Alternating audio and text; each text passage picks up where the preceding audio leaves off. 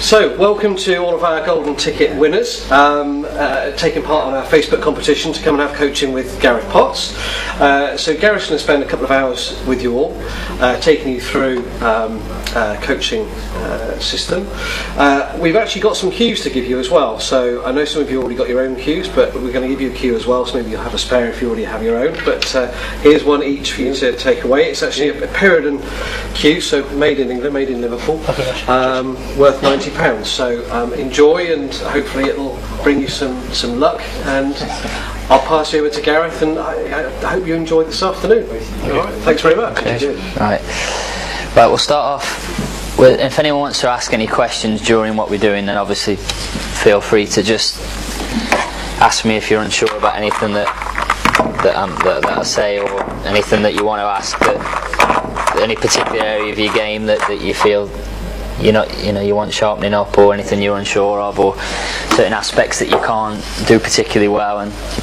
But if we start off with the break off, which is probably one of the most asked questions and it is certainly at the top level, it's one of the most important parts of the game, because at the top level it almost becomes like the serve at tennis, if you like, where you're supposed to hold from your break, as in you're supposed to hold at your serve at tennis, and when you break your opponent, if your opponent breaks off and comes up dry and you clear, it's almost like you've broke serve, if you like, because at the top level, it really is important. And if you're playing a match first to 7, first to 8, and you lag off through breaks first, so obviously you lag up and down the table, and whoever gets closest to the top cushion breaks, sometimes that can be the difference, because if the match goes to 7 each and you've won the lag, obviously you're breaking in the decider. And when you're playing on brand new tables, brand new balls with brand new cloth, I would say a high percentage of the time you're making balls from the break, and whatever rules you play, whether it's world rules or black ball rules, once you've broke off, as long as you've made a ball, not necessarily if you clear up every time, but you're allowed to take control of the frame.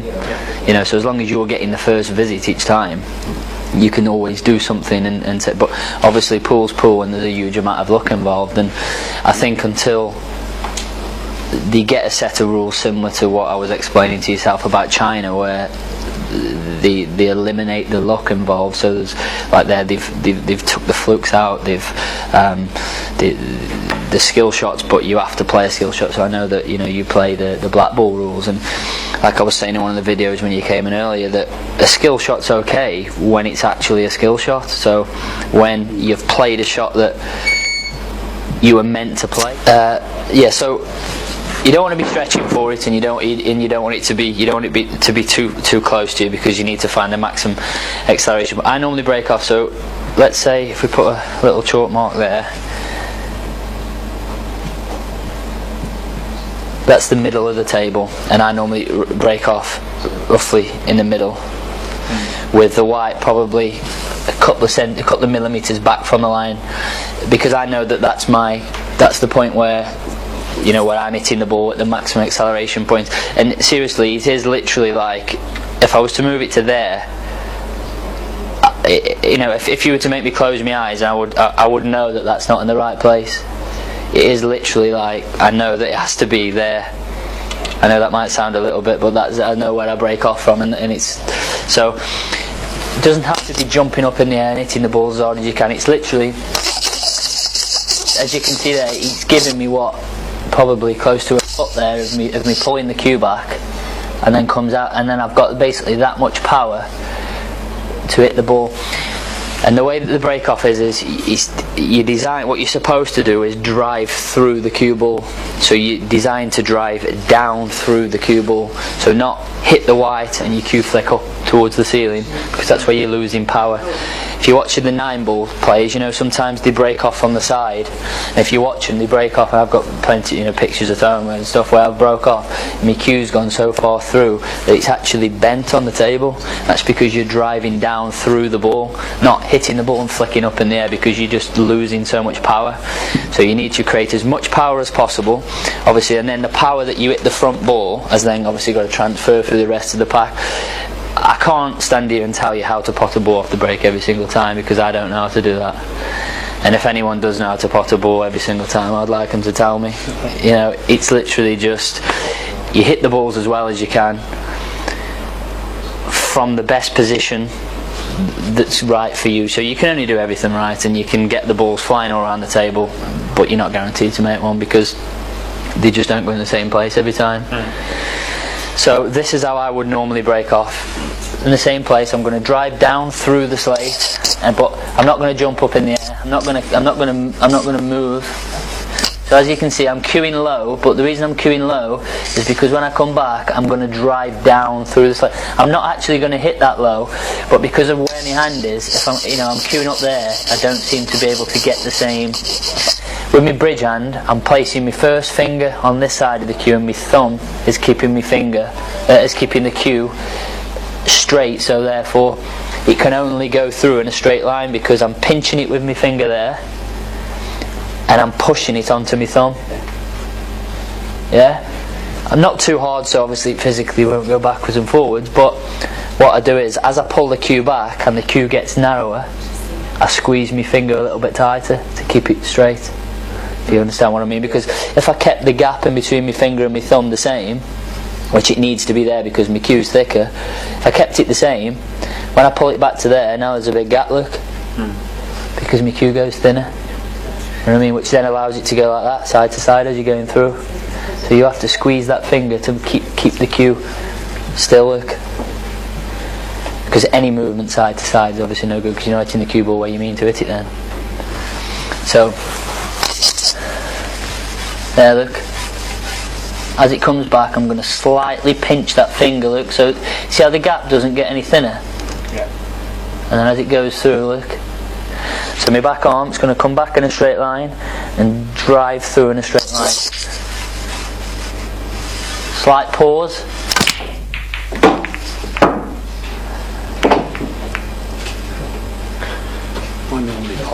Yeah. So we'll have a go at that one by one. Do you all have a certain place where you would break off from, or you've got two? You said before that you come down to your pot. Yeah. But I've got a break where virtually the top red. Not every time we're going to the middle pocket. Yeah. Okay. I've got one since we're on that side. Yeah. I break from this side. I break just to the right, yeah. Back a little bit. Yeah. Well, what we were doing when I was playing in China, we developed a break, and it's strange because it only worked on the main TV table, and on the we had a main TV table in the middle, and then on the outside tables there was 7 outside tables, and the break didn't quite work the same on the outside tables as it did on the TV table. That's why I say every table will break differently. And at the end of the day, the balls are not always going to be exactly in the same place. They're always not going to be touching exactly the same place. So you'll never. But I understand that you can get balls moving to a certain direction of pockets. For example, when I was in China, what we were doing was doing what we call the pot break. So I was breaking with the white about 2 inches to the left of the middle. So you'd say about there.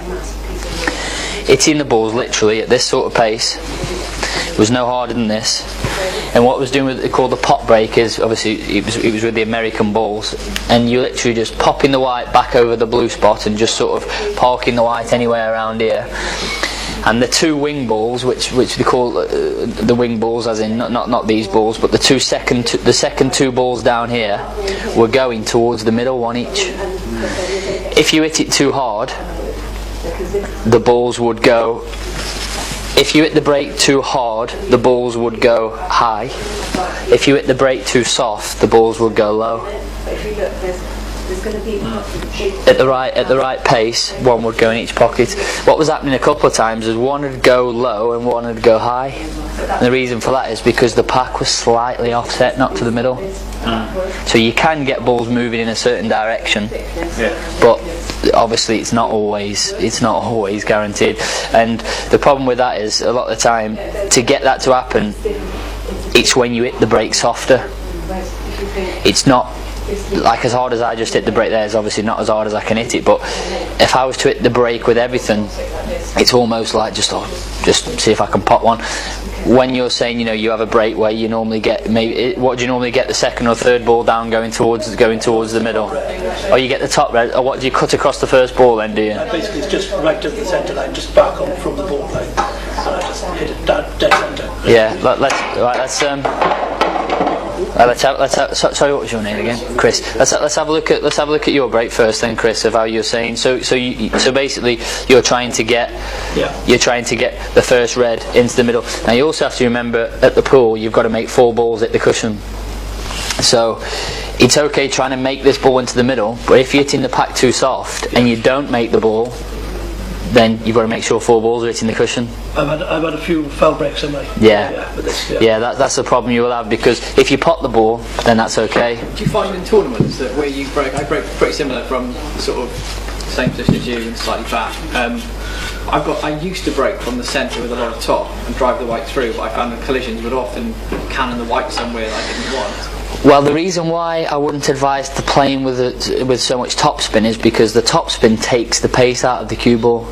So basically what's happening is obviously you're playing with topspin, so the cue ball hits the ball, but then it's basically obviously got loads and loads of rotation, and it's taking the power out of the cue ball, where obviously a stun, it's exactly the same if you screw the ball, because if you screw the ball too much, it's just hitting the ball and pinging back off as fast as it can, so it's not delivering the maximum amount of power into the balls. With the stun shot, it's hitting with its maximum force, and the reason why it's coming back is because the cue ball is lighter than the object balls.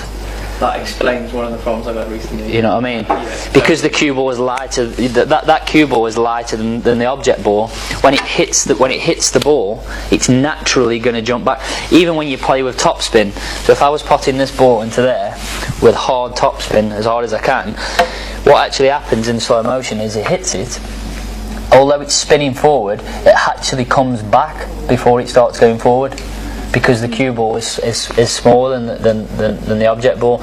If I was to play it on that table with those American balls, as soon as it hits it, it naturally starts going forward.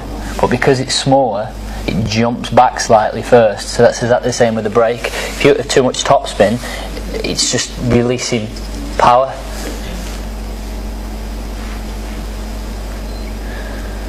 Let me get that touching for you before you... I'm going to back this up now. We'll see what happens. And you know, like this table's obviously got a spot on, but the way to just mark if the balls are in the right place,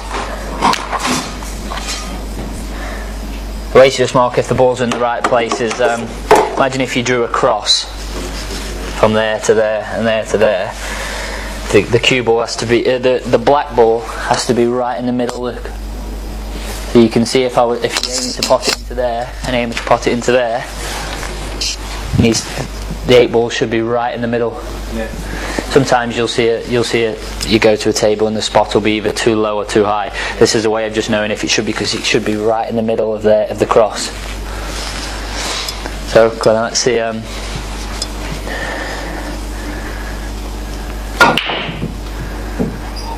See that time you hit across it this way, but the red came this way. Yeah. So you just see that went the complete opposite way to because he thought he was going to make the ball into there, but it actually came this way and hit it high. Yeah. But also the problem with that break is what Chris is doing there is what Chris is doing there is even if he'd have made that ball. So if I put them balls back, even if he'd have made this ball. See how it's still like, that's a tough finish. It's not like an opportunity. It's not like take that out comfortably. It's not like a comfortable finish, no. So I understand making a ball. You can, like I said before, you can take control. So if he's potted a red, he can, depending on the rules you play. If you're playing black ball rules, you have to obviously pot a ball first. World rules, you could take control, and obviously because you're already on reds. I understand making a ball is important, but also what is important is getting the balls open. I mean, if you notice when I break off, I think more than half the balls came past the middle. So you're getting a huge split, which is obviously easier to take in the finishes out. I mean,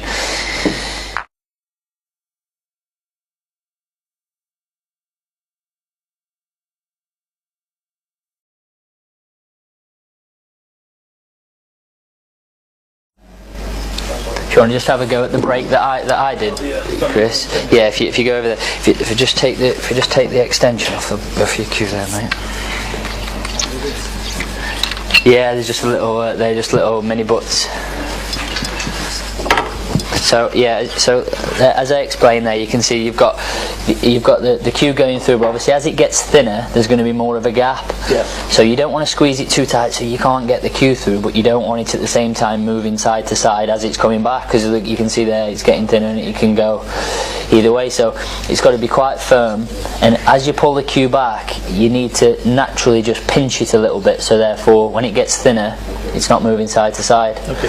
And then once you're there, you back a slight pause and then drive forward. See, but I can see there already that you see the way that you're queuing up, you're slightly stretching for that there. That's exactly where I would break off. Right. But the way you're set up there, you're slightly stretching for that, so you'd have gone past your maximum acceleration point by the time you get to it. So for you, I think the break off's about there. Okay.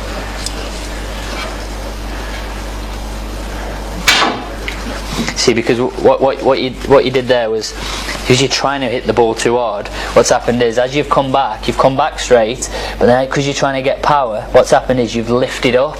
Yeah. So by the time before you've got to it, your cue's up here.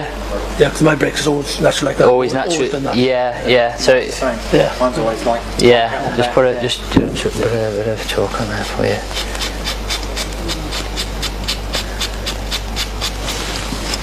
So we just pull that back a little bit. Yep. That's it. And then it's basically going against your thumb, and then with this first finger there and that finger there, you're keeping it straight. And then as you come back there, nothing else is going to move. And if you can just imagine that your tip is now, after it's hit the cue ball, your tip's going to go all the way through and end up about touching my tip there. Right. You know what I mean? So as you go through, you're not basically going to chuck it up to the ceiling. You're going to go through and then push your cue through. Okay. Like that. And just keep everything still, and basically, obviously this is your back arm, but this part here keeps still. The only thing that moves, only thing that ever needs to move is this piece here. Yeah. You're not going to create any more power by launching all your body forward. Right. You'll create the power just by driving forward from there and then driving that into there. Right. See, but what happened there was you only pulled the cue back to there, Yeah. so you can only get 3 inches of power. You can see when I come back, I come right out of the loop and then drove down, but nothing else moved other than. A bit foreign for me at the moment. So. Yeah, it's just something which you need, which you just need to work on. Yeah, but to create, you see, the reason why you can't create the power off your bridge hand is because, for one, you can't get the cue level enough. So if I'm breaking off here, off the end of the table, I've got to be striking down on the cue ball if I'm putting my hand on the table. And if I put my hand there, I'm too close, because I can only pull it back to there because then I run out of power like you just did. Yeah. Where if I break off here, I'm too high. I'm striking down. And all that's happening if I'm striking down is the cue ball will jump off the table. I usually start from where you are there, Yeah. but resting like that, but on the edge of the table here. So sort of breaking like from there. Yeah, but if you look at the height of your cue when you get to the ball, Yeah. if you look, you're actually almost playing a swerve shot, because look at your cue, it's like that. Yeah. It's not flat. And all's happen if you strike down the cue ball is because you're striking down, it's making the cue ball jump, and a lot of the time when it hits the front ball, it's liable to jump in the air. And if you don't hit the front ball right in the middle, the cue ball's going to jump off either side, especially with that much power. Yeah. So do you have one more go at that, Chris, from there?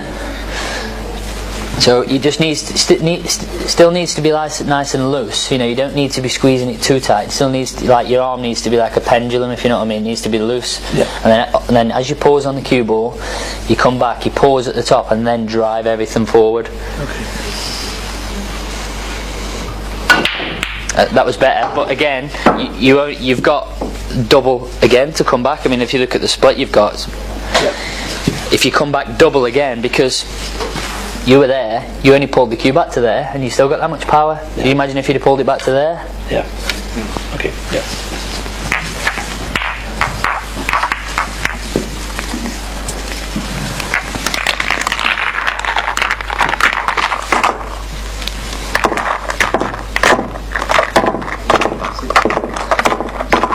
and it was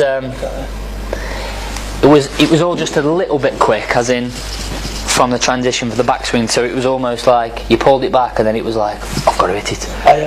That's how I do If you know what I mean, yeah. I don't do a lot of backswing. I just Yeah. once or twice I'm gone. But you know, it was like, oh God, if you know what I mean, where there's got to be a pause to get the timing, even when you're playing like a screw shot. To play the screw shot, you see, like you pull it back, and then it's almost like you're thinking, right, now it's from there. There's got to be just like a rhythm to it. So as you pull it, as you're back, then there's a pause there. Everything's just smooth. And it's the same with the break. It's just all speeded up. Yeah.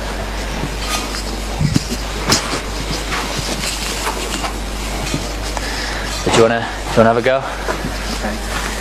I normally go from around there or here even. Okay, so how would you normally put your hand on the table? Let's see. I would normally have my fingers just draped over there. Yeah, and if you look at the angle that your cue is coming in at, you basically you strike. If you look at the angle of my cue, that's how you. It's actually going. It's like you're playing a swerve shot. And what happens is, if you were to catch if you didn't catch the cue ball in the middle, if you were to hit that side or that side, you're then gonna just impart side on the cue ball. Yeah. So if you can just try it how I did it with a hand like that, like this. Yeah. So that. So that's it. That's exactly like that. It's gonna and then be resting on there. Yeah. That finger goes there. Yeah. That goes through there. Yeah. So it's like this, okay? Yeah. It's going to see, but as again, you're slightly stretching for that. So I would say bring that back a little bit. Yeah, and then as I explained, then back. Better. Yeah, that's good. But as you pull it back, you did similar to what Chris did. Was you're a bit quick, but you didn't pull it all the way back. Yeah. You only you only pulled the cue back to there. Yeah. You've still got you've still got the same again. And obviously the further you take the cue back, the more power you can gain through, like comparing it to golf again. Obviously if you only pull the club back to there, you're not going to get as much power as if you pull it all the way around the back. Yeah. You pause on every shot? More or less, yeah. Is it something you have to get used to? Because I tried it, and I'm really aware that I'm doing it, and I'm cueing, I'll go, pause, and I know I've done it. Whereas if I cue and stop and pause at the front, and then come back and play the shot, the only thing with having no pause at the top of the backswing is you struggle to get the timing and the speed control. Okay.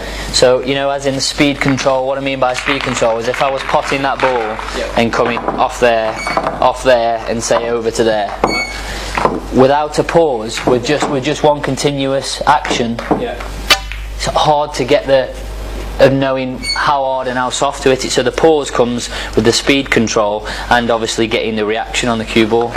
Is it something that if you don't do it naturally, like well, no. It take a lot to get into? No, well, it's just something which you'd have to work on until it becomes natural. Okay. Anyone, even the snooker players, change the cue actions all the time, and they have to work on it until that change just becomes natural. It's like anything when you first do it, like breaking off like that, it's always awkward. But once you've done it, you just naturally put your hand like that and just... Yeah, I'm keen to learn to cue like that because I can't cue from the phone. And just start doing it. Well, the reason why you have to do it on here is because otherwise you're striking down on the cue ball. Yeah. And that's no good because you're just going to impart side on. So you've got to get the cue flat. And using that loop hand like it is on the table there means that when I'm doing that like that, if you can see by my finger going a little bit white there that I'm actually pressing down with my finger. I think my finger looks a bit double jointed actually because it bends at the end, but that's stopping the cue from going any other way apart from backwards and forwards. I can definitely see because a couple of times I can cue and I can see the movement in my cue. Well, the reason why it moves, which was something which we did on the video earlier, was if we just take one of these cues for example. The shaft on this cue, basically from there to there, is roughly the same thickness. So when I mentioned, we were talking earlier on one of the videos that we did, was when you do the loop bridge, it's so much easier to do the loop bridge with an American cue because the shaft's the same thickness. So that gap in my fingers there never really needs to change because this never changes. Right. Where if I did it with this, it's got to change because there is twice as thin as there. You know what I mean? So I'm doing the loop there. When I pull the cue back to there, look at the gap. You know what I mean? So do you want to have a go at the break? The way I normally break? Yeah. Let me see how you would normally break off. I'm the same there. See, you're the same. See, look. If you just wait there a minute. Like, if you just get off your cue. Jeez, it doesn't feel that way. How your cue is? That's a shock because it feels quite flat when you play it. Yeah. Look at that. Yeah. Yeah, that's Look shocking. at the angle you're going in at. Right, yeah, that's. I Yeah. didn't think it was that. Yeah, I didn't think it was that steep. The other one, because I used to break with my hand right flat on the table, but then again, I didn't used to get much. You see, if there wasn't glass there, I would show you what would happen if you to hit that as hard as you can, cueing like that, because it'd be through that window. Don't worry, John will pay. But you know what I mean. If we've got a wicket keeper, we could do it. But that's all that's happening because you're striking down on the cue ball. Yeah. If you hit that too hard, it's just going to jump over the top of the balls. And it's just you're just losing power from the ball. And on top of that, if you're trying to pot a ball, let's say the cue ball's there and the black's there, and you're trying to pot it, and you've got your hand like that, where you just if you pot any amount of side, you're just going to swerve before you get there. That's why you need to get your cue flat. Okay. And the only way to get it flat is not to cue over your bridge hand. You need to get your finger over the cue. Which is the one I can't do, so you have to re-show me how to cue flat because I can't. It's the one thing I actually can't do. So you know you want your thumb inside. So tuck your thumb inside. Okay. That's it, and then that's it. That's perfect. So then, what I do with my finger is this finger here presses down against the table. I don't know if you can do that. So that there presses in. So is it against the cue as well, or just the table? Yeah, against the cue. Okay. And then this finger here is a guide. That's a guide, and the thumb's a guide. Okay. See that there? Yeah. And then what I do is, as I take the cue back, as it gets thinner, I slightly squeeze my fingers like that, so it doesn't get thinner. Yeah. And as I go forward, it gets fatter, so it doesn't really matter as long as it's not too tight. Okay. Didn't sound too good, that did it? Okay. So that was far too far away from me, I think. Like. Yeah, what I do is, if you can see, what I do is I grip further around the cushion with my finger. If you look at me hand. Right. Okay. So yours are like that, which is fine, which I'm there. But the reason why I can break off closer to the pack is because I'm gripping my fingers further around the cushion like that. That's why. If I was to break off there, it would be too close to me. Look. It did feel close to me. But Yeah. I felt that If you try and get your fingers, that's it. But get it on the tip.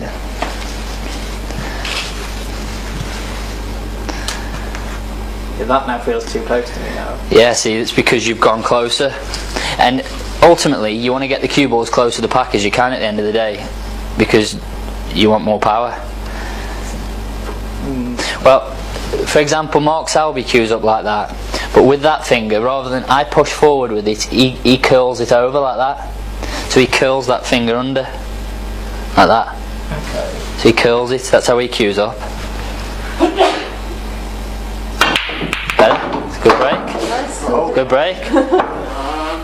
If that's more comfortable to curl, because there's no difference, because all he's doing is, as he pulls the cue back, he's just pushing that finger closer around the cue, if you know what I mean. That's the habit of trying to put that there. That feels odd, putting your thumb in. Yeah, putting your thumb in, yeah. Well, you can't put your thumb out, because what if you're cueing like this? What if you're cueing from here? Yeah. You can't, your thumb's got nowhere to go then. It's got to be in. But that's a much more open break than I thought it would be. And the more you practice it, the more confident you'll be of pulling your cue back further. Yeah. Because as long as you don't pull it back too far so it drops off the end of the table, it's always going to go through that little tunnel in a straight line. It did.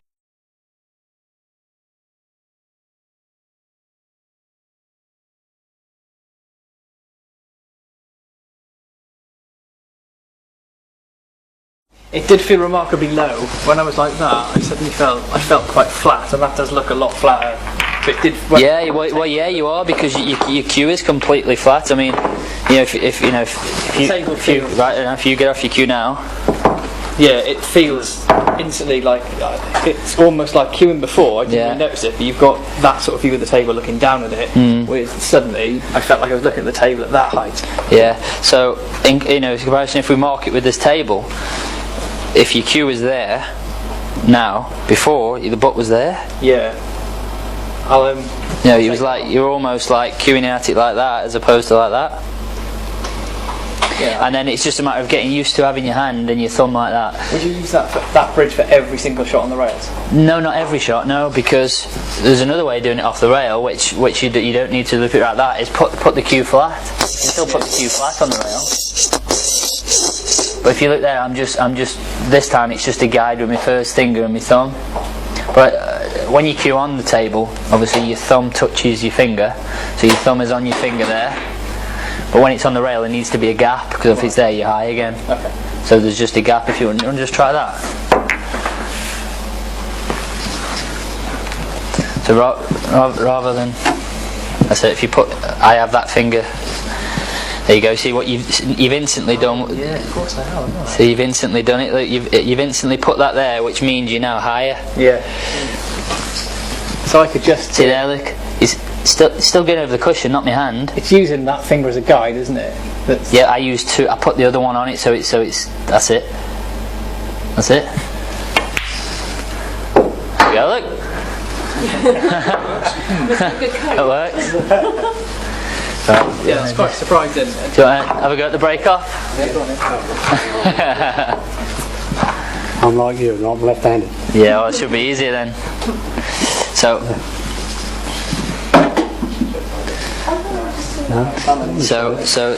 that finger and the thumb in, that's it, and then the cue is still going to rest over the cushion, but you're just going to keep it rigid with those fingers.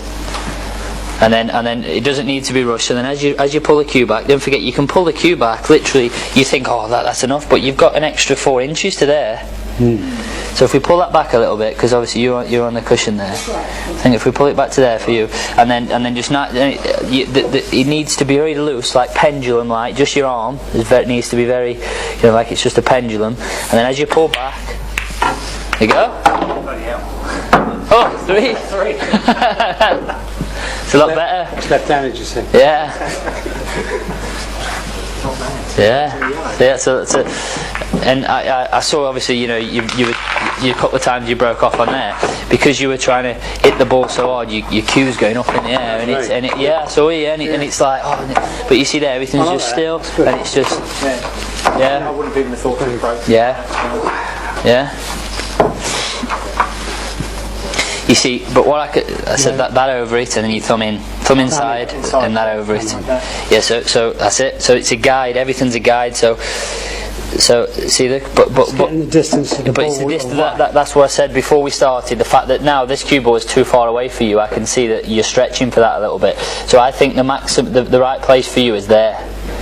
But your arm needs to be really, really pendulum-like. The cue rests on the slate. It's pendulum-like, and as you come back, a slight pause at the back. So it's not one continuous motion. It's a pause at the back, striking it much. It's a lot better. Much better. Yeah. It is better. Yeah, but don't forget you can pull it back a lot further than you all three were pulling it back. Yeah. You can go half again. Which obviously creates more power, but the more you practice it, the more confident you'll be of ripping it right back. Yeah. That's actually a game changer there. Yeah. That's lovely. That's like for you boys, because you boys I'm getting too old for this really.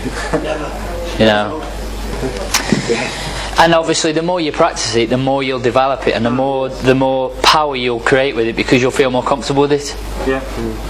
So the best when you break is to break and hit that front ball full on straight. Front ball full on, and you're trying to basically draw the cue ball down a straight line. And that goes straight. You don't hit the sides of the ball to it. You always got to aim for the front ball. I mean, as Chris shown you in the very first break off, he's deliberately trying to hit the front ball to make the front ball to go to that side.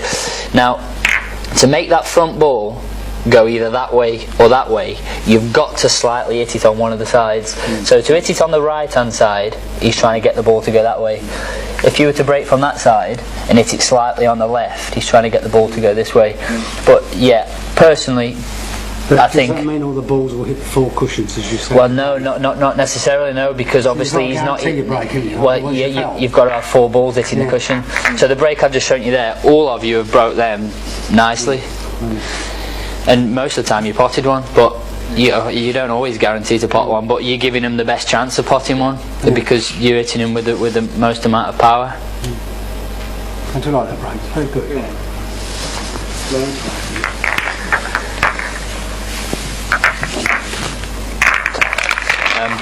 So you all feel comfortable with that, yeah. And again, the same as what was it? Same as what we did with John was when we were cueing off the cushion as well. If you just get down, if you just get down to just cue up at that, if you're cueing. No, yeah. How would you normally put? Would you normally put your hand on the table like this? On that, yes. Yeah, like John just did. You can still put your hand on the table, but if you put your hand on the table, you normally would cue up like this, yes. or on this bit, like there. You can still cue off the table, but you can if you flatten your hand out a little bit. And pull that thumb in a little bit to that, and then you're going to use the thumb still and the finger as a guide, still to keep it straight. But that's not for the break off. That's for if you were saying, you know, if you were going to, because now you're a lot leveler down at the table. Where if you have your hand like this, you can see. Look, I'm like playing a swerve shot. Look. Yes. Look, if you look at my cue. It's up in the air, like John's was when he was first breaking off. Where if I was going to pot. If it's further away as well, look, I've got to be like, it's literally, I could swerve around that ball because I'm that high. Where if I just lower it down, look, the cue's now low. And all I'm doing is I'm still letting the cue go on the table, it's just I'm using a different form of, rather than putting my hand like that, I'm just doing that, just controlling the cue. The biggest thing I can see, now you've said that, is when you cue, it's more of a sawing motion. Once the cue's up, it sort of does that to the back. Whereas once your hand's lower, it's a lot more controlled. It's a lot. You see how it'd be more consistent. Well, it's so hard not to impart side on the ball. You see, when you're striking down, it's sort of pot luck that it's going to hit it at the right. Yeah, and in the middle, because if you don't hit it in the middle, well, if I play that there. And I don't hit if I hit the cue ball slightly to the left hand side, I'm going to push the cue ball to the left, which means the red is going to go to the right. So if I play this with left, look, the red's going to go to the left. That's why you missed the ball. If I play it the right hand side, the red's going to hit the left and the cue ball's going to go to the right. Where when you're flat on it, you can't impart that side. And even if you did, it wouldn't swerve that much. I've never looked at nobody cueing before, but you're obviously quite right, but you can see how much movement in the back arm there is compared to when you keep flat. Yeah, because you were so high, you were almost like this. Well, I could probably swerve around that ball. Yeah. With just being that high. Well, I certainly could over a little distance, like there. I'm half snookered, so I can't see that ball. Well, the height you got, which was like this, I can play a big swerve there.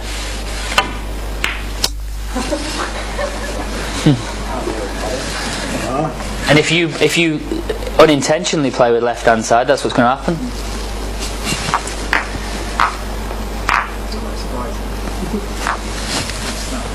Dare I say it, most of my shots my cues up like that, so. Yeah, well. And I can get anything in, to be honest. Yeah, well, from when the cue ball's a little bit closer to the cushion, it's hard to do this because obviously you're too close to it now. That's where you've got to take your hand and move it to there. The only time, like I touched on in one of the videos, the only time I would advise for your cue to be slightly higher is when the cue ball's touching the cushion, and the reason why is because the cue ball is small. So if you look level with it, there's only a tiny bit sticking up as comparison to this. Look how much is sticking up there. Look at that. You can hit the middle of the cue ball there. On there, you can only just about hit the top. So that's the only time you would have to just slightly raise up because you need to get to it. anywhere else, like there, you need to be flat.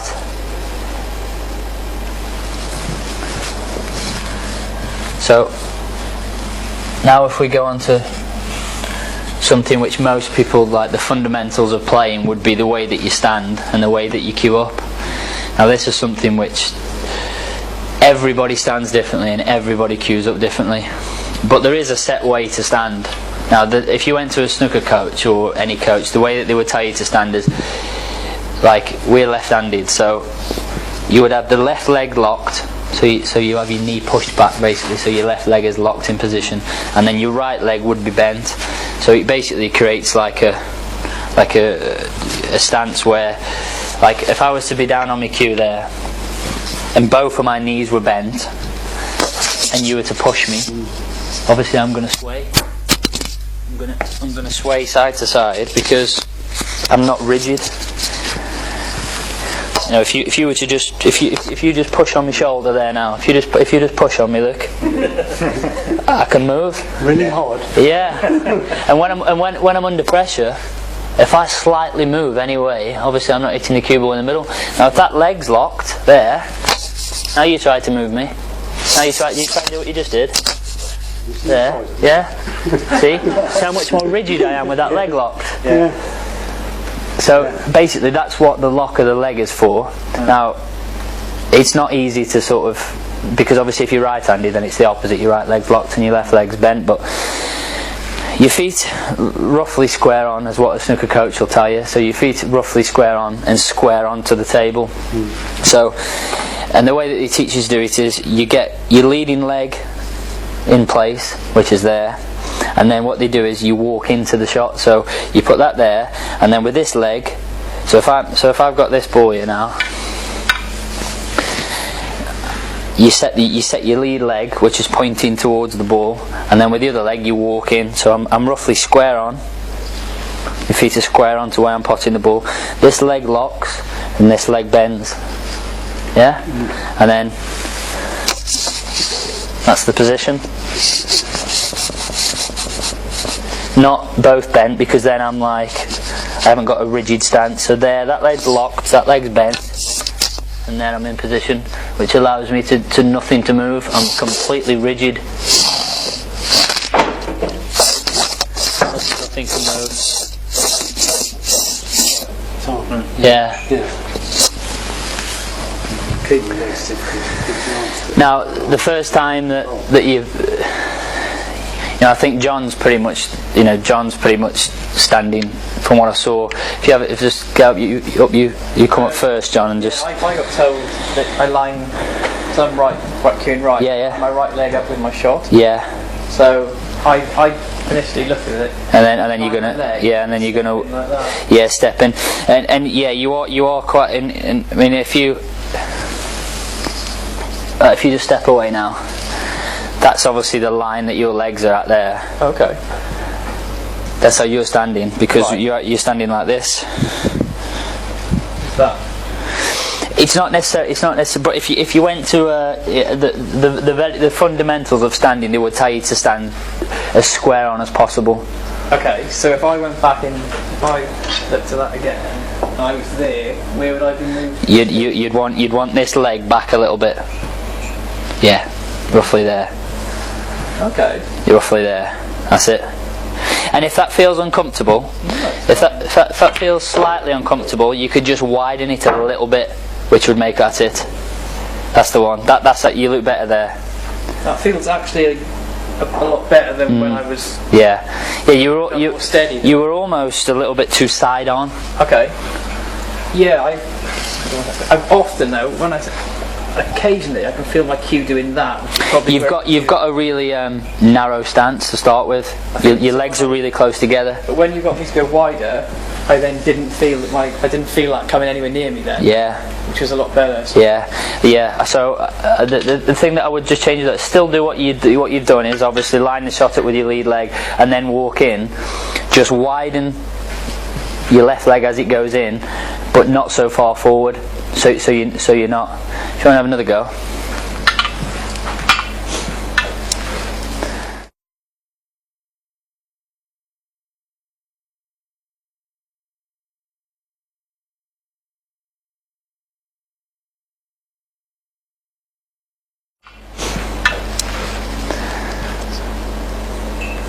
That's it. Yeah, that cue's completely clear of me now. That's it. Yeah, Yeah. that's completely. It's a lot more comfortable Yeah. than I felt when I cue normally. Yeah. Brilliant. Yeah. Yeah, that's a lot better. Do you want to have a go, Chris? Show my natural. How are we doing? Yeah, yes, you would naturally play it, yeah. Yeah, you were very similar to Chris. You were quite side on. Yeah, you were Sir John. So you were side on. So how you walk in before, if you can just try and square them up a little bit. That's it. That's better. That's better. Yeah. So that leg's locked. Yep. That leg back a little bit and just widen the stance a little bit. Yeah. Yeah. So I'm gonna try that once more. So as you was before, you were a little bit like this. Yeah. Yeah. So if we can just widen that a little bit and lock the leg. Yeah. Okay.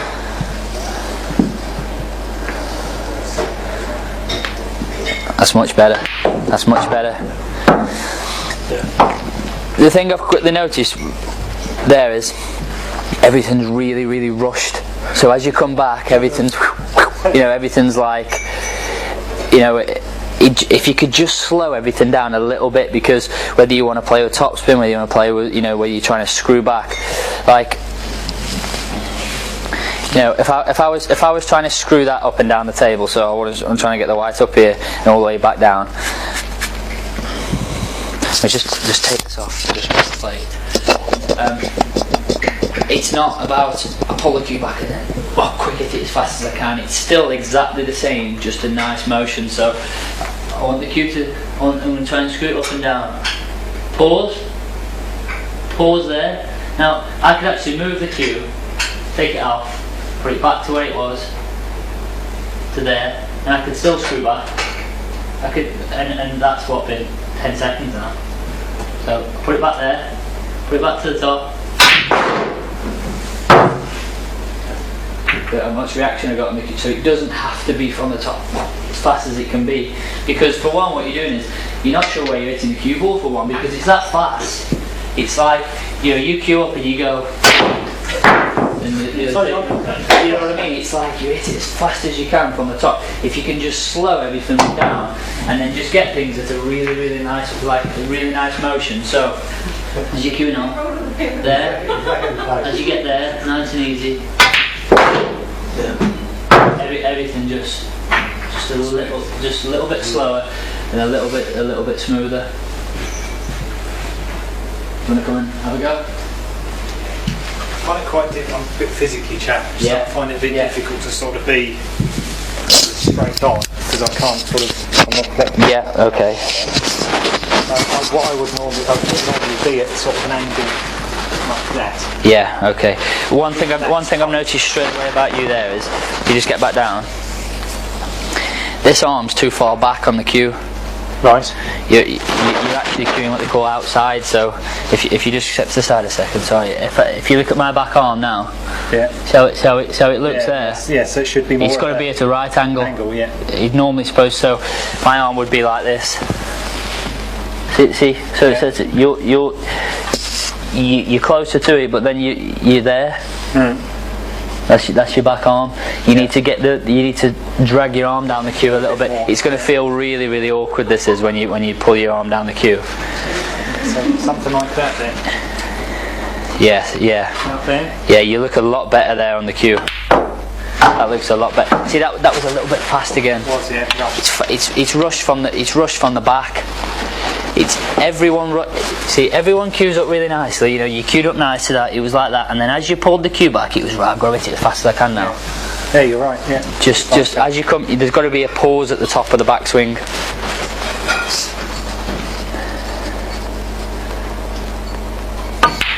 Better? Yeah. Much better. Yeah. You really, really slowed that down then, because you won't lose any power, because what happens is as you come back and you pause at the top of the backswing, you've then got to accelerate. Yeah. So as you get to the top, as you get to here, there's a pause, but now from there you've got to accelerate, not decelerate through. So you're not going to go to there and then get faster than slower. You're going to start off slower, obviously, because you're from a standstill if you've stopped, and then accelerate. So do you want to have another go? Just put your bit of chalk on there, because I don't think it.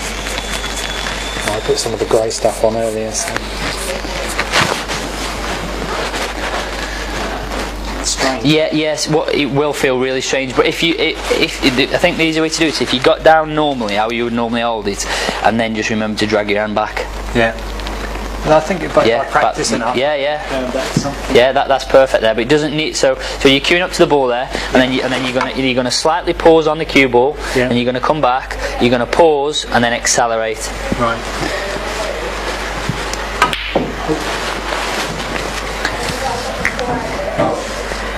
But obviously everything you're still concentrating on the pot. You still, for argument's sake, let's say now I want you to screw the white back. So let's say now that the black's here, and it only goes in this middle. So you need to screw the white back to somewhere where it is now. See, that was fast again. Yeah, it was right. There was rush. There was no pause. So just a nice pause, and then just slowly go through. So so it's like, don't be scared of queuing up to the ball, because just relax your arm. It doesn't matter how fast you queue up like this, as long as you get that pause there. Yeah. So just have it nice and loose.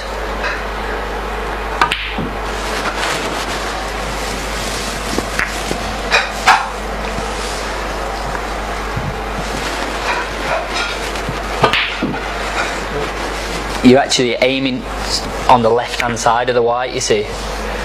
When you're queuing up to the cue ball there, you've got to concentrate on, so we put the spot there.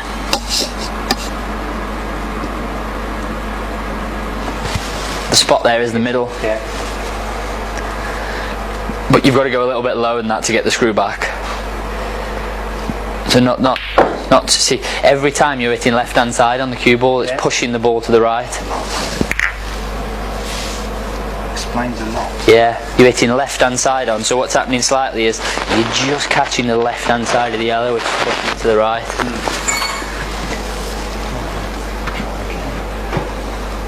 See there, look, I can see that you're aiming that to pot. You're aiming that to pot it. I can see you're aiming that to pot it. You've just got to make sure you hit the white in the middle, but not. See, now you've moved. So you see you're offline there. If you hit that way, you're aiming that. Keep still. Don't move. Let me do it. Watch. Yeah. That's where you aimed it. That's exactly where you're aiming, which is too far to the left. Yeah, you're aiming slightly too far to the left. You get down to play it again. Yeah, you're aiming to the left again. That's crazy, isn't it? Yeah. There, that's potting it. Just that fraction. Your alignment is slightly off to the left. I could see from right behind your cue, that's why I held the cue and just pushed it through straight, that you were just off to the left hand side every time. Yeah. So that's more of an alignment problem rather than a cue action. That means that you're hitting the ball where you mean to, you're just sighting it wrong. Yeah. You're actually meaning to hit the ball to there without knowing it. Yeah. That's all that was. Yeah. Yeah. Sorry, what's the name? Ben. No, mate. If you have a go at that. That's it. So now what we need to do here is literally we need to get your hand a little bit higher here, because it's a little bit. That's it. Got your hand a little bit higher, and then what you're going to do is you're going to come backwards and forwards, nice and steady, and then as you get to the top here, just a slight little pause there.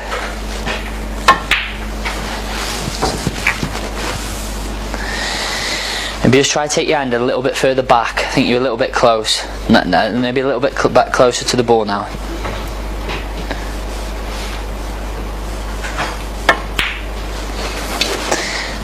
I think that's where you're aiming it. I think you were aiming it a little bit left this time. I think you were just aiming a little bit left. So if I can just stand behind you and see. Yeah, I think you're potting it there. So if you're just nice and steady on the way through. Try it again.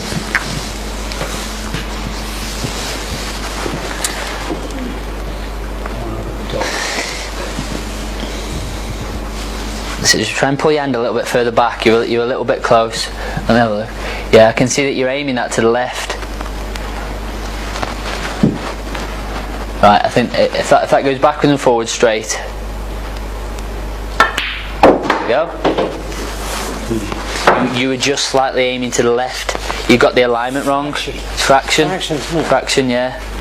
And as long as you get the, I could see then that you were straight. So as long as the cue comes back straight and you hit that spot in the middle.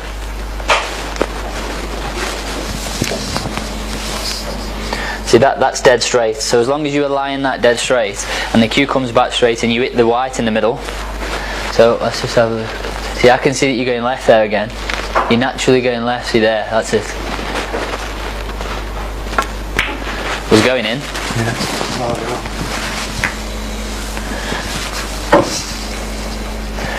So don't forget, as you come back, a pause at the backswing, and then that's when you accelerate through in a straight line.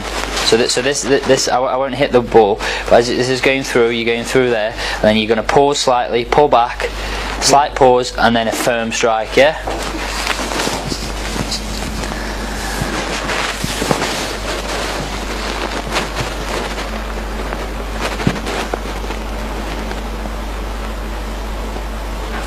That's it. Look at that reaction you got on the white there. Yeah. Your alignment straight. We'll go. Tea, coffee? Oh, cup of tea, please. Tea, coffee? I've got water, please. Yeah, I've water, thanks.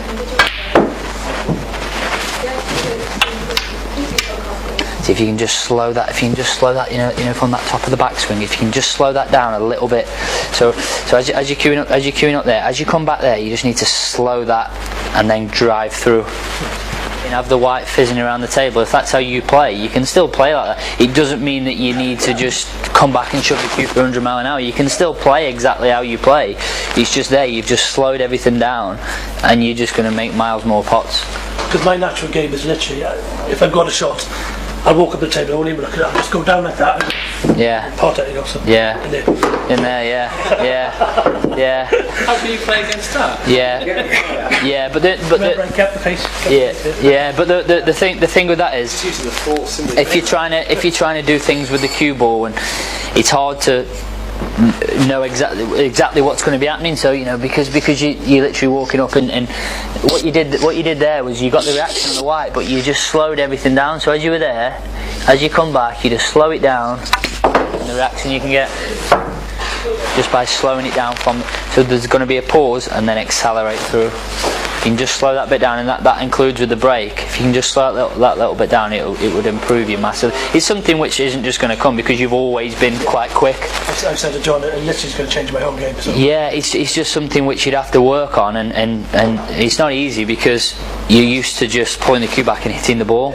So it's not something that's going to come natural to you, but it would make a huge difference to your potting balls.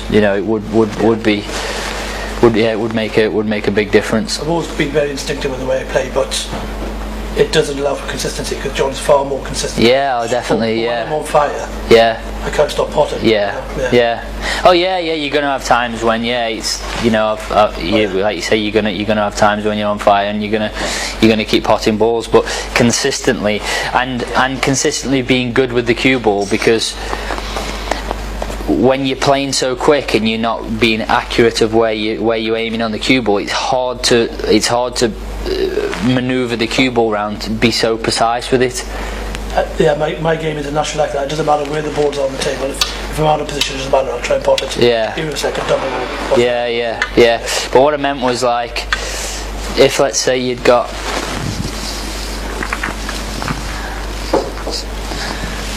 Let's get over it.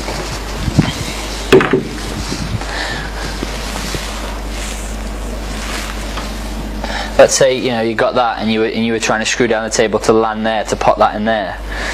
With the way you queue up, that's difficult to consistently judge the speed to get to there.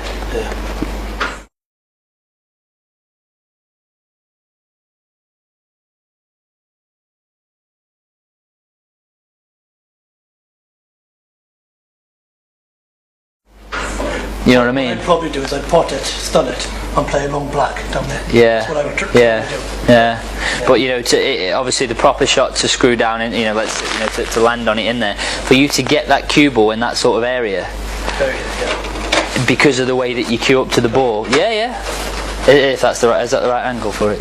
We need to maybe go a little bit straighter, maybe.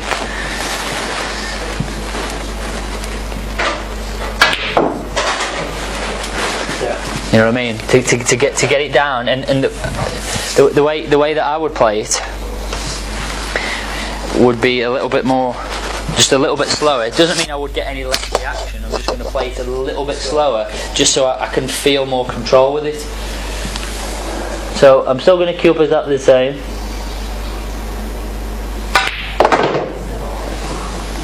But what I'm doing is I'm still getting the reaction on the cue ball, but I can feel the shot a lot more because I'm stopping and I'm sort of imagining, if you know what I mean, what's happening. Where with yours it's a little bit, because it's all so quick.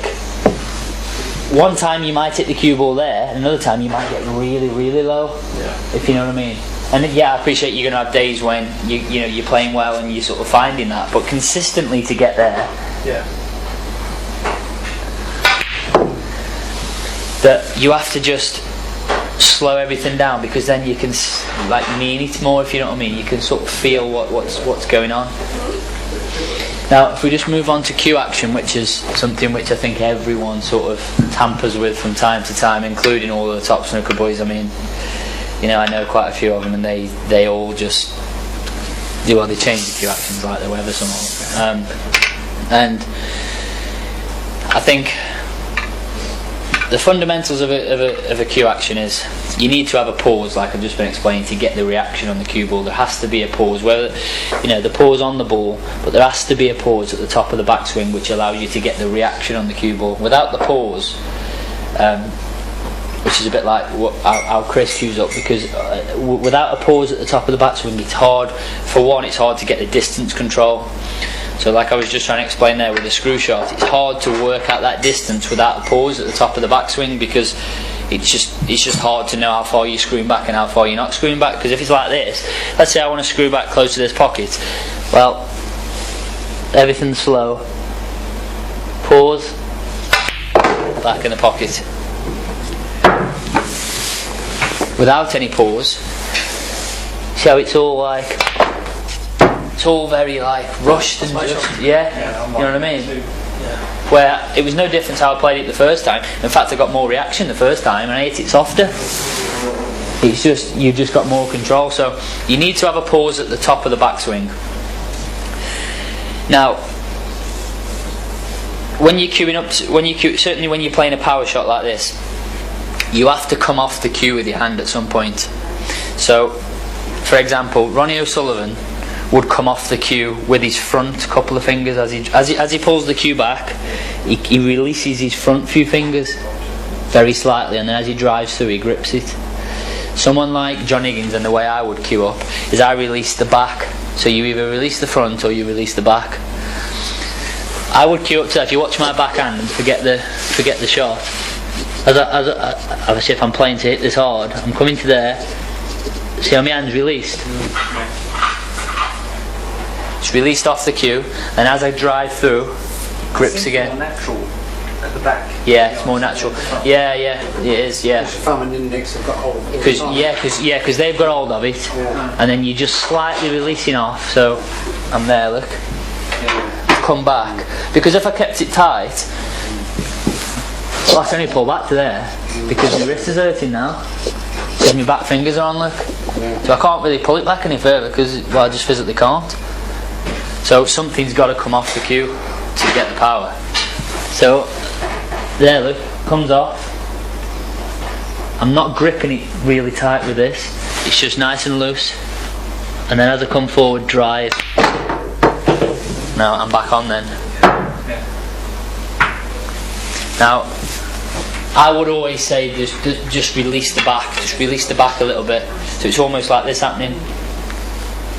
You doing that? Not quite to that extent, but that's what's happening. Perhaps more like that. But to get that timing and to get that power, it has got to come off the cue. Now whether it came off, if I did it like this, I took my front fingers off that time. But either way, to get that power, to get that, or else I'd literally be queuing up and I'm there. I can't pull it back any further because my wrist's hurting now, because nothing's come off the cue. You can see it's straining the knuckles there, look. You can see my knuckles getting white. So if that comes off, they don't look.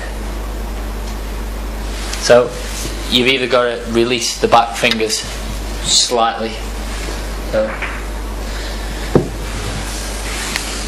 So I want to have a go? I will, because I'm tempted to this pause, which I don't do with the back. So Yeah. Let's fill the pot then, yeah. Yeah, so we're going to screw this. That's it. The stance is much better now. You still need to have this. You still want this pressing. You still want this guiding against your chest. Oh, okay. You don't want it out there. Right. You still want a guide of your chest, because as you pull it back, your chest is a guide. Oh, yeah. Okay.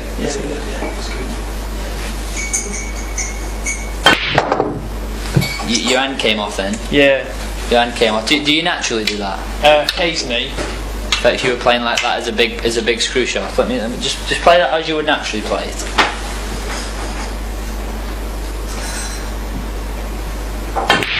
You naturally come off. Too much? No, you naturally come off. That's fine. You naturally do that. Yeah. But then you went back to quite side on then. Yeah, I did feel that. You did go back to quite side on. It's meant to be sort of more there, isn't it? And one thing I've noticed is you're still really steep on the cue. So I flatten your hand out a bit. That's it.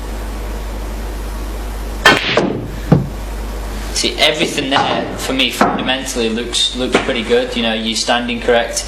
Your cue. The only thing I would say about your cue action is very methodical and like,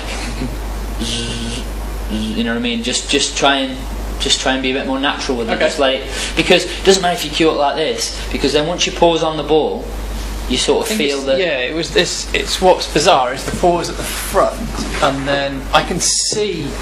Also, what you do is you drive up at the back. Yeah, I've actually felt that. You've got a real drive at the back. You know what I mean. You've got a real high. So if you see because your knuckles are quite high. If you just come off your cue a second. Yeah, this is quite thing, isn't it? So So flatten my hands. flatten your hand a little bit. Yeah. You need that drop in an inch, I would say. So it'd be down like that then? Yeah, and you are quite far away from the cue ball naturally there, because you've got a huge distance here from your thumb to the cue ball. Be closer. I would say a little bit closer. There, because now you've got less room for error. Okay. You know what I mean? You've got less room for error now because you've got less cue going through. So I'd say go a little bit closer, flatten yourself off slightly. With you, it's like really little, because you know you've got quite good fundamentals. You know, you stand right, you cue up. It's just your cueing's very like it's like a little bit robotic. See, again, you've gone back to being miles away from the cue ball there. Naturally, I've taken my hand back. You've naturally taken your hand back. The ball, I noticed as well. My hand was way far back from the Yeah, you see, like what Mark Salby did, because he used to be far away from the cue ball and he had too long a backswing. Right. So all he did with that was he just pushed his hand a little bit further to the cue ball. I do feel my backswing's too far. Yeah, your backswing. Well, it's too long and it's too high. Yeah. So as you're coming up, you're coming up too high. I'm not saying coming up isn't the right thing. A slight raise, but not like up there. And you were too. You know, I mean, this is how you are. You're back here like this. You're high. This is how you look. You're high like that. You're this far away, and then you're like this. And as you come back, you're like this. Yeah, I actually did feel when for the pause. I think that's why I didn't like it, because I've always felt. Yeah, because you're back on right up here. I mean, if I was playing that, my hand would be there, and my cue's flat. Yeah. And as it comes back in a straight line. My hand comes off the cue slightly. Look. Yeah, that's why I've never liked it. I've always felt that doesn't feel right timing. Yeah. I'll move my hand. Just try it and move your hand. But I think. I think. Yeah, it's much better. much better. Much That's better. a lot more comfortable. Yeah. That's between the stance, and I did practice just now doing that. That feels instantly a lot more comfortable. I can sort of Yeah. grip on You it. look a lot more. You look a lot better, to be honest, on the cue. Just by changing them two things, you do look a huge amount better. Any more time, but I actually feel I could probably go and do that. You see there, yeah. You see there, you're a little bit close to the cushion, in my opinion, to be cueing like that. There, that's now when I think you need to move your hand around from like that to that. There, let your cue still go. That's it. Perfect. That's what. Feels for Yeah. the cushion shot feels. Because you're flat. You're flat then. And the table, the landscape of the table looks different. Yeah, well, you're looking at it from a flatter. You're almost more behind your potting angle, if you know what I mean. You're more, rather than looking at the potting angle there. Before you were like almost like a bird's eye view of it. Yeah, it sounds stupid, but the pocket looks beneath your target. Yeah. Yeah. It's quite Yeah. And literally just them few things for yourself. I would say, just widen your stance a little bit, bring that foot back slightly, not a lot, just bring it back, widen it, and just slow the cue action down. The pause at the backswing, just move your hand a little bit closer, and don't go so high at the back. I think is that with practice would make a huge difference to you. Yeah.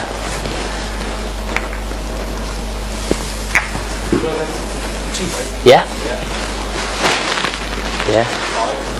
If you want to have a game, yeah. Yeah. It's a lot to take in one go, because you're worrying about your stance, you're worrying about your cue action. It's just something which has worked. See, that was a lot slower. That you slowed that down then. How do you stand on if you're going for a shot, for instance, and it's diagonal on? Do you often come round and look at the shot line? And then Yeah, well I do, but that's much better. I've never seen. That's much better. You've never played like this, have you? No, never. That's much better.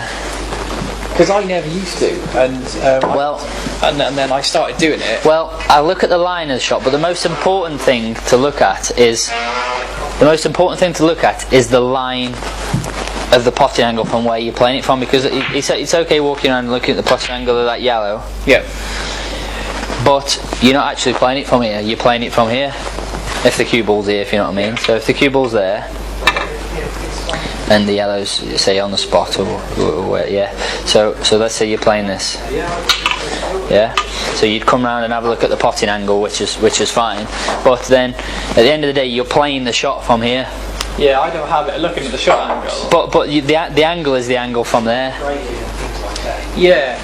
The angle, that's the For angle. some reason, I find that gives me more of an idea, and I then don't often take my eye off the ball from where I've looked. Yeah, no, that's. Step into my shot. No, I would never have. Personally, I don't. That's where I was looking at on the ball, because. No, it's not the same. No, because the ball's there. But the potting angle is what you see from here. So you look at the cue ball to the object ball, and you look at the object ball to the pocket, and that's your potting angle. So I don't really see. Occasionally, if it's really thin or you want to know if something's I'll come round to have a look. But I don't see any value in looking at because you need to sight it from here, because this is where you're playing it. So sight it from here, sight it from now. So look at it like this. Sight it from there, and then you visualise the cue ball onto the object ball, and then the object ball into the pocket, because you can see all three from here. I've sometimes found if I've got a shot, for instance, I ended up out of position a few weeks ago, and I ended up with a shot like that. And sometimes I find it a good benefit to look at that, because I can see. Yeah, you can see. But when I stand there, I can still in my head see that line. And I find that's quite valuable for close shots anyway. Yeah. A lot of time I used to think, well, if I'm going down, am I just guessing more on instinct? But if I look at it, I give myself. Yeah, but looking at that potting angle there, and let's try and say there's a little mark on the ball there. So looking at that thing, right, that's it. I'm going to stare at that point, because when you come back around, it's a different point. It's a different.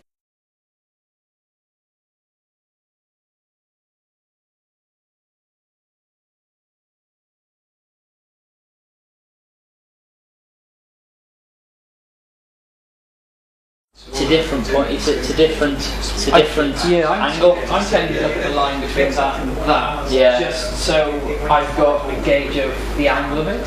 Yeah, it's just from this side you've got 3 points. You've got obviously from the cue ball to the object ball, and you've got obviously from the object ball to the pocket. So it's from here you need to weigh up. So right, you look at it. So I'll first look cue ball, object ball, then I'll look object ball, pocket. Right. And that's what I look at. So I know that, right, that's when I'm hitting the object ball, and I can now visualise the object ball going into the pocket. I understand you might want to look and say, you know, look at the cuteness of the angle, if you like, of there, but ultimately you're potting the ball from there, you know, so I think that's where you need to, you know, you need to look at the ball from. Okay. A lot of it is visualisation. A lot of it is what you visualise. You know, you visualise it happening. You visualise, right? You visualise, right? The ball, the object, the ball, the pocket, and that's what you look at. So, right. You know, I visualise that going in there, and then I visualise.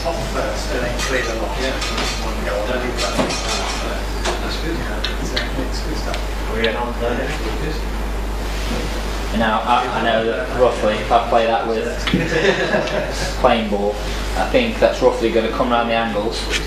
Roughly playing ball, the white's going to roughly at there, white's going to roughly at there, and now hopefully the white's going to roughly come round and hit the yellow. And that's what I visualise playing with no side spin, no screw, just top spin. You know, you're visualising the ball going in, you're visualising the white coming off at the angle there, you visualise the white hitting there, and then the white coming somewhere back to where it is now. Now, this is all about, everything can change here, because if you get a slight bit of left hand side on the cue ball, it's going to throw it out, and now the white, rather than the white hitting that chalk mark, the white's going to hit there. And then because it's got left hand side and it's going to come here narrower, and then it's going to come here. If you play it with a slight bit of right hand side, which you're more liable to do because you're a little bit too high and a little bit too far away, if you catch it with right hand side, the white's now going to come narrower, it's going to check off the rail on it there, and now it's going to come inside. Yeah, I looked at it and thought it'll come inside initially at my gut. Yeah, and there's loads, and then there's other factors of, well, what if I pop the yellow into the left hand side of the pocket? So if I pop the yellow into the left hand side of the pocket, the white's going to come narrow anyway. If I pop it into the right side of the pocket, the white's going to come a little bit flatter. So if I roughly pop that into the middle of the pocket, the white is roughly going to come roughly in between the cue ball and the object ball there, I would say, just as a natural reaction. So I visualise the cue ball to the object ball to the pocket.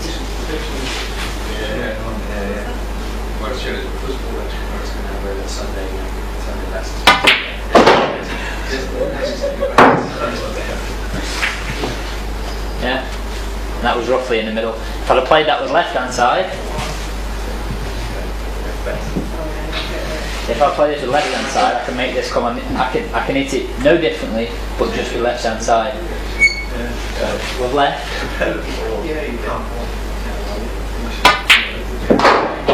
and then it come to the side. With right, I can make it come to the other side. So I play this with right hand side.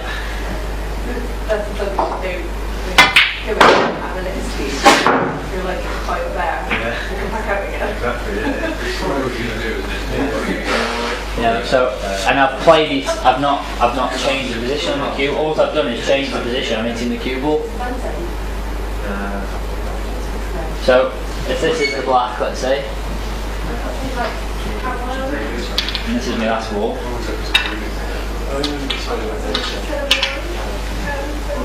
Just put black there.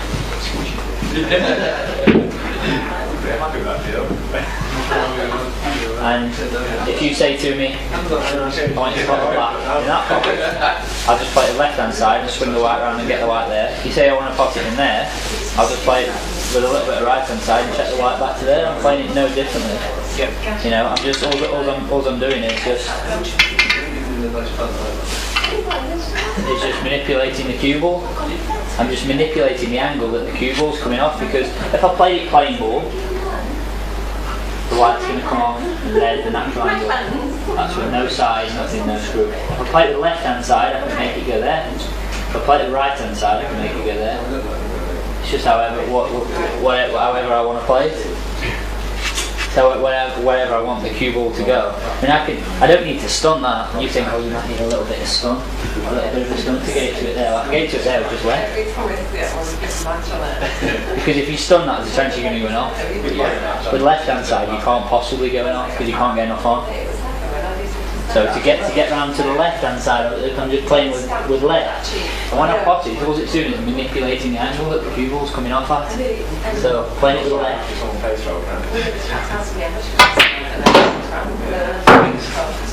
See, that's slid it off there. It slide a lot. See, this cushion's sliding loads, and to get it to come that side on here, I'd have to get really close because this is sliding in. Yeah, it's lovely.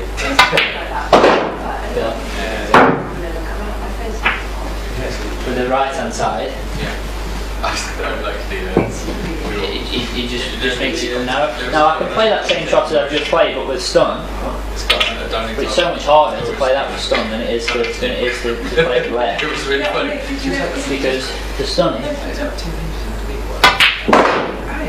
no time to play because you've got to get the stun out the side, where the left hand side just manipulates it around. And it's just loads and loads of ways that you can manipulate the cue ball because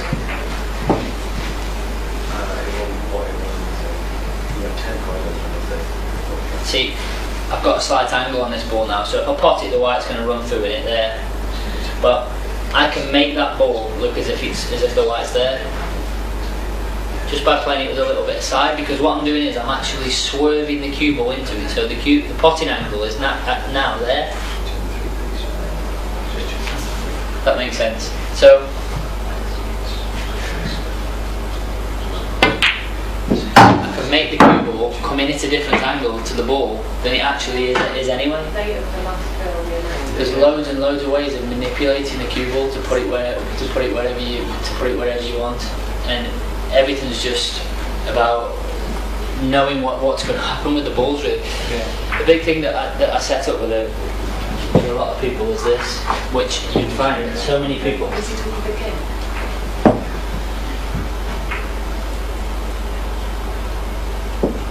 Yeah, I was watching this earlier on. Yeah.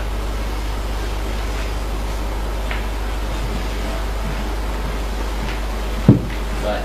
You obviously, you play pool to quite a good level. So just grab your cue for us. So I want you to pot the black, right, and make the cue ball hit that yellow. But it's got to be a natural angle. So you can put the white anywhere on the table, but the natural angle from that cue ball has got to hit that ball. It's got to be the natural angle.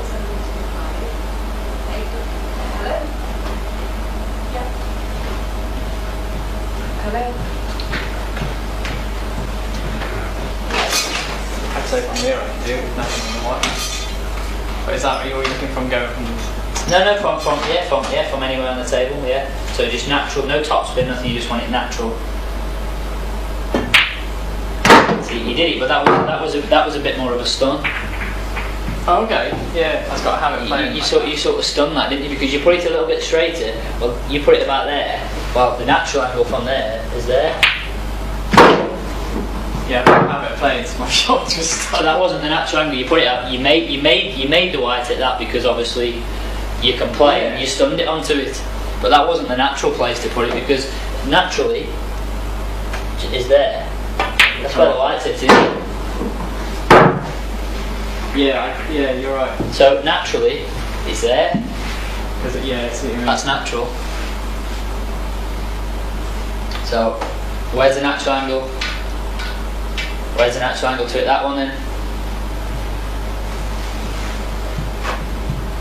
Can't do it from bottom in that pocket. So.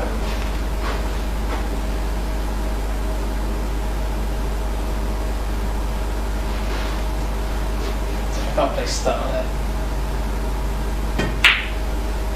Yeah, that's the natural angle into that, although you just put it a little bit too much. Yeah. But there, yeah, that's the, and so.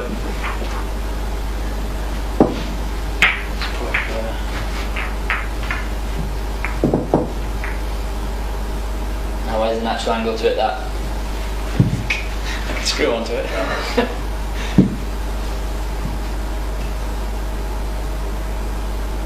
So I'm purposely looking now at playing low on that to go onto that, which is.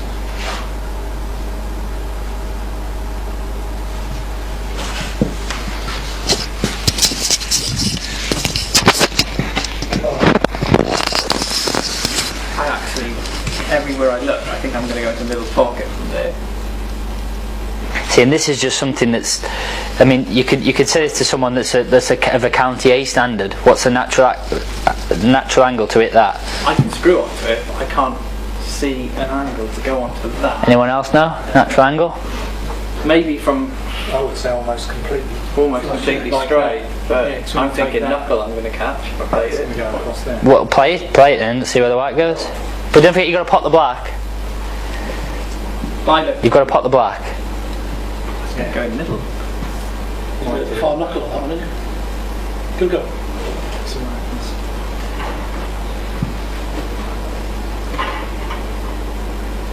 No screw or stun. It's just plain balls that the black's going to flop over the slate. Go in the middle. I can't see it. It's going to go in the middle unless I play into the white. Unless I go behind it slightly. Well, why do you have to pot the black into that pocket? Black can go in any pocket. Why does it only have to go in there? I guess then it would be. I've got to avoid all these, haven't I? No, you move. No, pretend they're not there.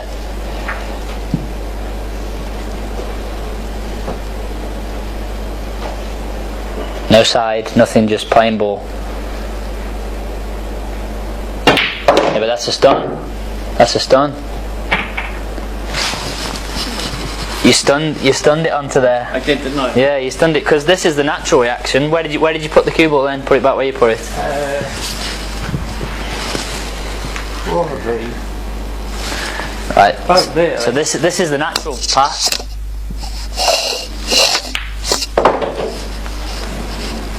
I don't realise I'm doing that then. I think I'm seeing the ball I've got to get to and I'm just naturally doing it without. Just put the black back up for you.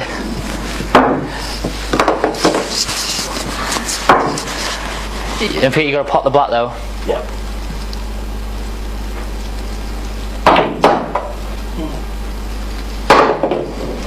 Anyone else?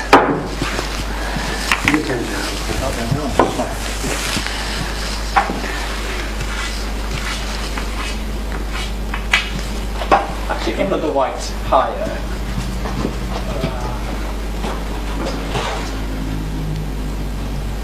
There's no natural angle there.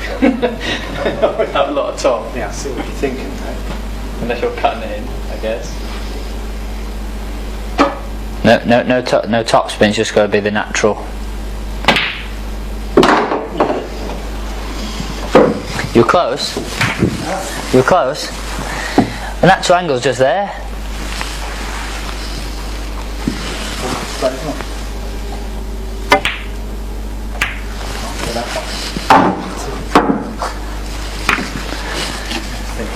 It's just naturally where the ball goes after you pot it. Well, we did a video on this. We did a video on this earlier. All of natural angles. Every single natural angle, there's always a place where you can put the cue ball to make it naturally go somewhere. So if you've got a ball and you've got to know naturally where the cue ball is going to go without playing with any side, because I know that if that's my last ball and I play that naturally, the white's going to hit that. Let's say I'm on the black, so let's say there's only these left. I know that that's going to hit there. Well, I don't want it to hit there because obviously I want to land somewhere over here to pot the black in here. So I know that naturally that's where it's going to go, so I've got to know that that's where naturally it's going to go, so I can allow myself to just manipulate the cue ball a little bit higher. So I'm just coming a little, like what you did before to hit the ball, you manipulated it a little bit too high. So to just get it a little bit higher, I'm going to manipulate it there. Because obviously I want to, so I knew that I was going to miss it, but for me to know, I've got to know that he's going to hit it in the first place. So you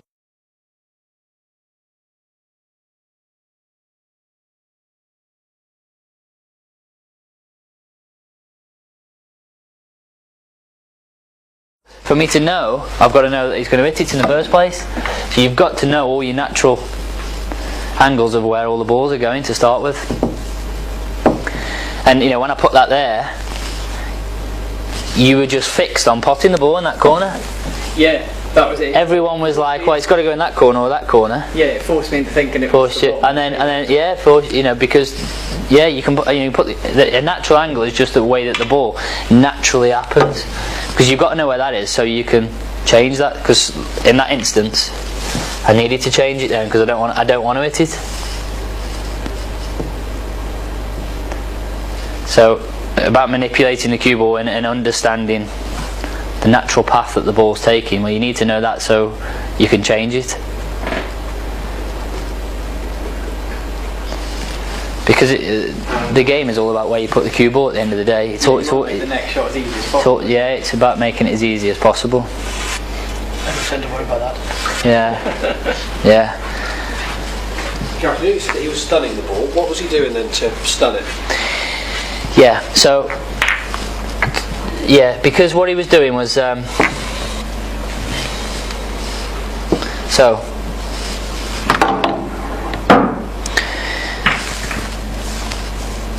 John was putting that there and saying that was the natural angle to hit that yellow. Now I said it's not the natural angle. Now John did pot that ball and did hit that. So you physically can get the cue ball to hit that. But what he was doing was he was slightly stunning it. So what I mean by slightly stunning it is the natural path hitting the cue ball at the top at a pocket weight. The white's going to roughly go to about there, like this. Yeah? What John did was, rather than put the cue ball there and make it hit it naturally, like that,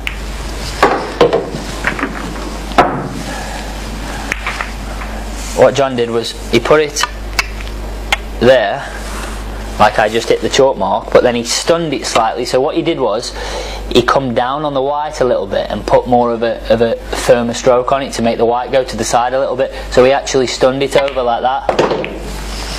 So I set that up exactly the same as I just did, where I made the cue ball hit there, but it's just because I hit the white in a slightly different place.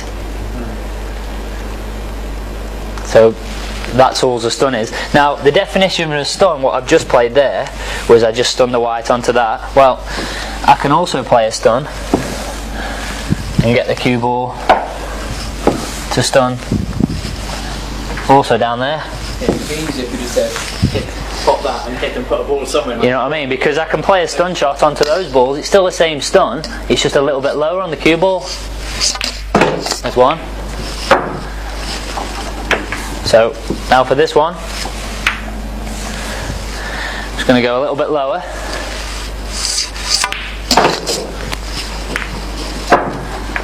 Now to hit the middle one, you just got to go in between the two. So the stun to hit that one, I went a little bit harder to hit that one. Now a little bit in between, roughly to hit that one. And it's just a little bit higher to hit that one, but the natural path was there. Standing here, you can see the natural path. I'm just going to go there then. But, it's quite a different. But what the amazing thing is that you put the cue ball there and thought that the natural path was there. Yeah, but now I'm stood here. You can see it's nowhere near there. I was fixed in the fact that you wanted me to hit that ball. Yeah, but yeah, and if I said to you, right, you've got to hit that ball and your life depends on it, you'd be far easier putting the white there. Yeah, totally. Because you couldn't miss it. With the stun you could, because if you got a little bit too much on, you're going off. And if you got a little bit too much more on that, you'd hit the red that was there.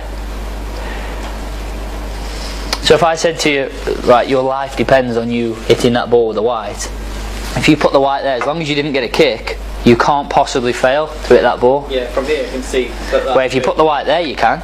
Yeah. You can fail to hit that because you can go off. If you hit a little bit too low and do this,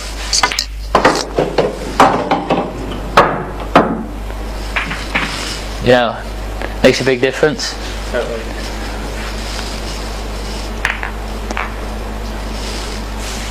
Do you want to just have a game, have a semi-final and a final? So, yeah. If you want to, you two play, and then you two can play, and then the winners play just one frame, and obviously I can watch. And if I pick up on anything while you're playing, I can. You better get a notepad out. This can be the home leisure 2011 World Masters. How would you, if you're playing a shot like this, how would you hold your hand? You know, if you're playing like off the side like that, how would you hold it? Well, similar to how I explained to you about the break off. Yeah. You know, where I put my hand on the table. Yeah. So if we can use the cue ball. So you're sort of going down, so this isn't... Yeah, so if we pot in the 3 into the corner, same as how I played, look. Same, look, I just put my hand over it and exactly the same. And then you can't really miss it. Try to hold my hand too close, that's the trouble. See? And as I pull it back and it gets thinner, I just squeeze it so there's no gap. Yeah, same again. Yeah. Good. Good luck. Okay, you broke it. Yeah, you go for it.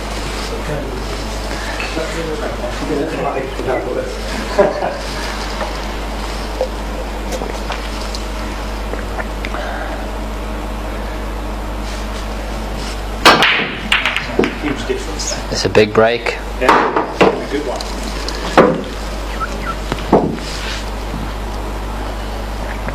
So the rules you're playing here, you play black ball rules, or would you? I demand we play rules. So. Yeah. What rules would you? You have no idea. Okay. What's that going, man? Yeah. That's much better now. You've slowed everything down. See now, before. Hold on. There's a shot here that you, because the ball that's a problem here at the minute is this one and this one. There's an opportunity straight away to get this one out off this one. Yeah. So what I would normally do is I pot that, I pull that down the rail, I pay that into the cannon, put that, and I try to get on there. And if I didn't get on there, I do a double on the back. Yeah, but here you're a little bit narrow. So unless you land exactly there, you've not got the perfect angle to run into that. Where now you've got the perfect angle to pot that one and run into the yellow, and you're almost guaranteed, to be honest. So that is almost a plain ball with top spin. It's unlucky. Too much. Yeah, a little bit too much.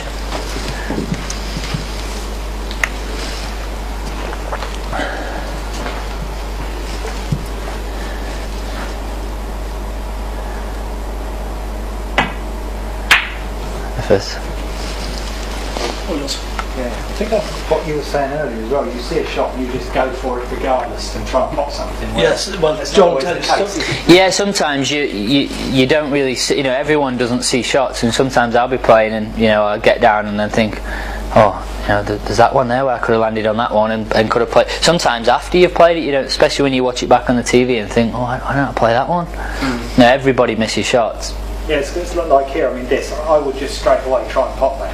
Yeah, well, here there isn't really any option because that's really the only ball that you can pot, that you can see that you can pot here. So then for me, it's sort of fairly sheer guesswork as to where you actually sort of get the angle right for that. To be honest. Yeah, well, straight away you've gone back to standing sideways on there. So you just, anyway. I can you be a little bit?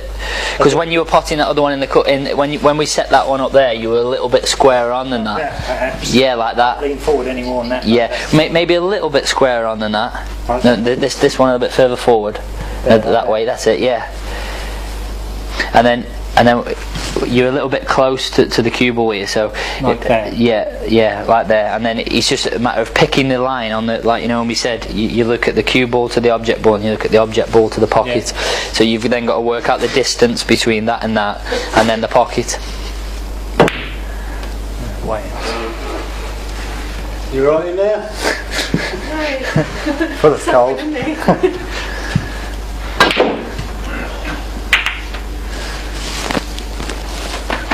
say get me fair then.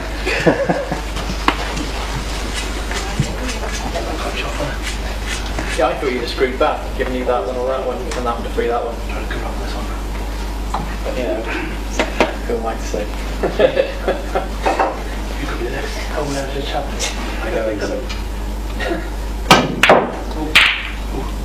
Damn. Too much.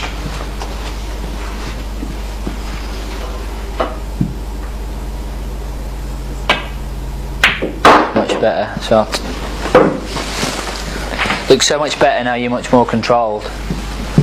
Well, I've practiced with that machine a bit and played the same team. Shot. I've not seen him cue as nice as that ever, basically.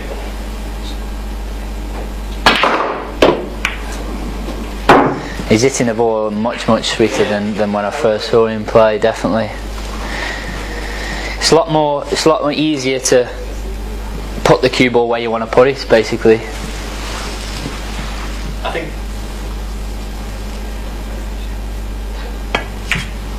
Ooh, good effort. Now I think it might be see, now what you need to remember here is, if the cue ball is anywhere from where it is now, this end of the table, you can pot it. If the cue ball is anywhere from here this way, you can't. Yeah. Now, the one thing that we don't want to do here also is, at the minute, the black only really goes into one pocket, which is over there, which is the pocket he played on. Yeah. So if we move this, it opens up all the pockets for him. So the last thing we want to do is move this at the minute.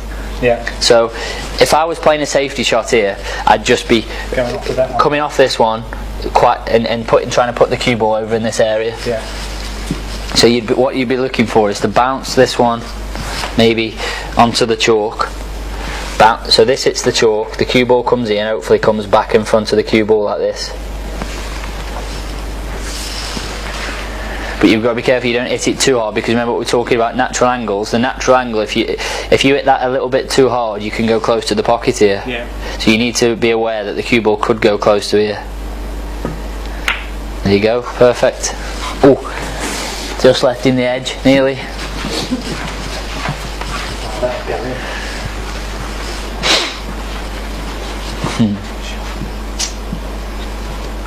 I'm going to try it. You need to get a lot on this table. Good shot.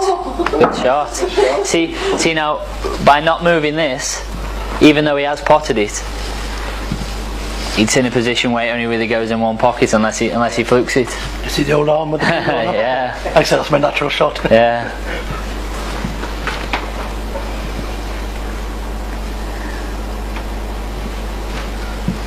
You have to try it again. Yeah, I think that might be a better option. See, a good thing to remember in these situations is, obviously, you're playing to pot the black into there. So if you look where you're hitting the cue ball on the cushion, which is roughly where that chalk mark is, if you just play to going off, forget the balls are there, and play to come off the cushion and pot the white in there, you're not going to be far off. If you know what I mean, because the cue ball is going to be coming off at this angle, which is the angle to pot the black. Oh, good effort. That would have been a bit of a finish for the cameras. Same thing again, you don't want to be putting the cue ball down here, because obviously it goes into here. So I think you could pot that one, leave the white where that is, and then you're going to think what you're going to do afterwards. Well, afterwards you could possibly play the double. Yeah. See, this is how we were before. You see how your cue's so high. It is, yeah. Your cue's high. You need that's it. You need to drop the cue down, get the cue Down to flatter. that There, level. look. Yeah. That's it. They're too straight now. See how every time with you're pushing the cue ball off to the left. You're slightly alignment. Your alignment is left all the time. Yeah, it's true. Actually. I don't think you're missing the balls. I think you're just aligning them wrong. Yeah. That's 2 shots. Nice place to put it though. Yeah, you have to play from there. Yeah.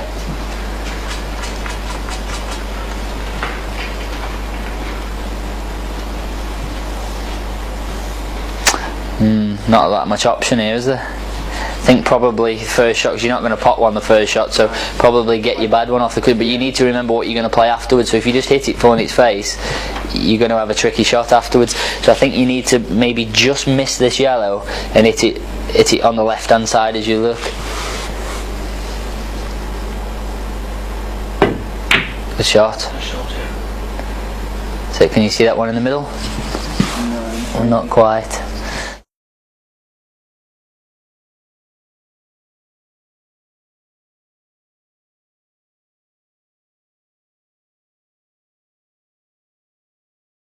See, double. Yeah, that's what I would normally go for, something like that. But it's all about angles again, isn't it? Yeah, and you've got to remember that where the black is, you don't want to just give him the frame, and you can lay an easy snooker. Because you don't always need to roll up behind a ball to lay a snooker, because you've got balls in the way. Yeah. So you could just flick off the edge of this one. There's my chalk on. You could just flick off the edge of this one and leave if you come round and have a look yourself, if you come round here. Yeah, it's got to be down there. Yeah, if you come round and have a look, if the cue ball's where that chalk is, he's snookered. Yeah. So if you just flick off the right hand side of That one. yeah, again, where the natural angle is going to be with the cue ball is going to put it onto the chalk. So as long as you don't hit it too hard or too soft and put the cue ball on that chalk, he's snookered.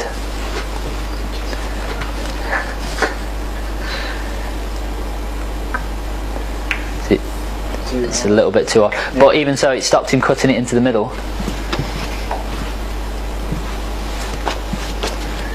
Yeah, he's got to double it. Yeah, see what he's thinking now. Yeah.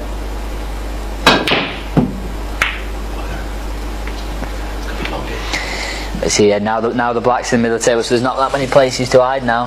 No, So I think you've got to start potting a few.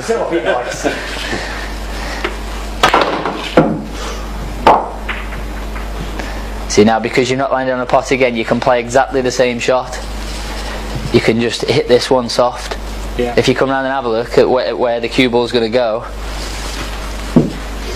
For coaching, please.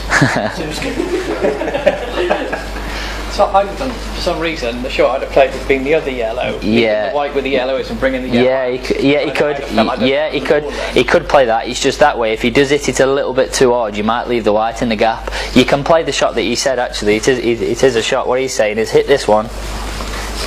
He's saying hit that one, and bounce that one off a little bit and put them there like that. But what I was thinking, if you hit it a little bit too hard, there's a gap. And there's a gap, and where this one, if you just drop onto it, you're guaranteed to snooker him. So whichever way you want to play it, really. yeah, I think the safer way. So this has got to be really nice and slow. Ooh, good shot. Oh, this is a tough one.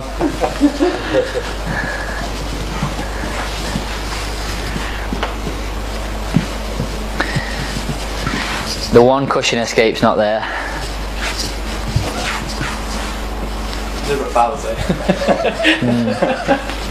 I think if you can get the cue ball to hit the chalk, I think you could hit it.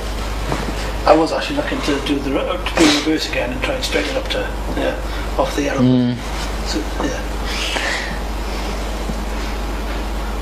So like if you come in, I don't know if this would be the exact natural angle, but it's something like, I think it's something. Something along there, and I think it's something like that. Oh, good effort! You actually hit both pieces of chalk there. It just straightened up a lot. Just straightened up, didn't it, off there? You did it. Yeah, when it came across, I thought it was dead on, and it just sort of. Yeah, so this is like the one we were playing before when we were doing the coaching. So you shouldn't miss this one. So you bring your hand down the cue a little bit. You got to get the alignment right is the most important thing, and then you got to hit the white in the middle. So I can see that you're missing that a little bit. There. So I think you should play John's shot now. Yeah, go for it. I think you should play John's, where John was saying play off this. Yeah, he was saying play off this one and just bounce the balls out like that. Because then in effect you've got two balls now to snooker in behind. See, because the minute you could pot this one, which is obviously easy, but once you've potted this one, it's taking away the blocker then, so there's nowhere to hide. I think if you just. It's a soft shot. Yeah, this is like how you played it before. Shot. See, you've got. Would you have potted the ball in the middle and then? And then gone in, because you've always got a free shot. Yeah. That's why I think there shouldn't be two shots to carry. It does make it. It's like it's come early. Yeah. Someone gives you 2 shots.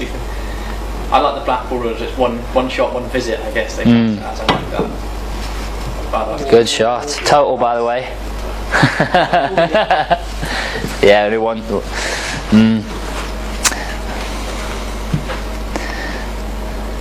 Yellow in the middle. Yeah, that's White what I goes was between the two yellows, you've got a bit of safety. Just about. Do you want the yellow in the middle, or do you want this one first, then the yellow in the middle? That's the thing. If I would normally just play that one. Play that one, yeah. Well, you can play this quite hard and get the cue ball up towards here, just in case you do miss it. Because the natural angle where you pot that is the cue ball's going to go up to there. Yeah. I can see that actually. Yeah. Change. So if you're hitting the white at the top, just like a, you're not going to.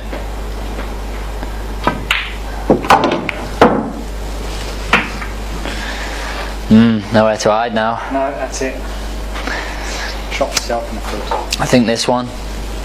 Because I think if you play this one at a nice pace, even if it stays over the pocket, you could cover it. You could cover if the white comes back up and it stays near the pocket, you could cover the black. But this one really needs to go in.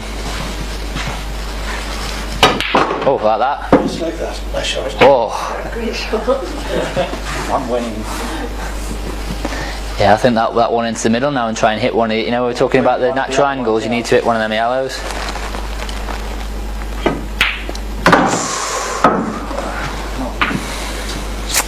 Now, do you snookering behind that one, or are you going to pot this one? Because after you potted this one, then what are you going to do? Yeah, exactly. Yeah, but that's tough. Yeah, if you've potted that one and you leave the white there, that's tough. Yeah, it's not brilliant. So you've got an option of just hitting that one full ball, bouncing it to there and leaving the white where the yellow is. That's what I would play here.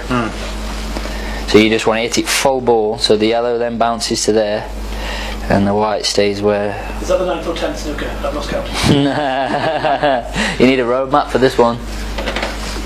So it's not too hard either. No, you just want to, just to bounce it off a little bit. Like that. He can see it, but he can't pot it. Should we put a fiver on it? Well, you can't pot it into there unless you swerve it. This is where I think you need to just play a little swerve. But obviously, because it's not a total, you need to make sure you hit it hard enough to hit the cushion. But you want to leave it by the pocket because he hasn't got an easy shot afterwards. Yeah. So you don't want to hit it too hard. It's not a total, don't forget. No. So, game over. Now then. Your first shot's got to be get your bad ball off here because you've got no easy pot. So the first shot, I think you've got to play this one down the cushion. No, I can't do those shots, to be honest. I've never known where to sort of... But you've got to try and hit where the ball, in between basically, in between the ball and the cushion, find the gap. It's not bad. And you're going to have to play the plant now. Yeah. Now this plant's actually easy, right? If you forget that the other yellow's there. The way to play the plants is forget that the other one's there and just play to pot that one as though nothing's there because it's dead straight. So just play as if you're potting this one in the middle of that middle pocket and forget the other one's there. Not like that though. No, a bit hard. Then that could be it. I think it is.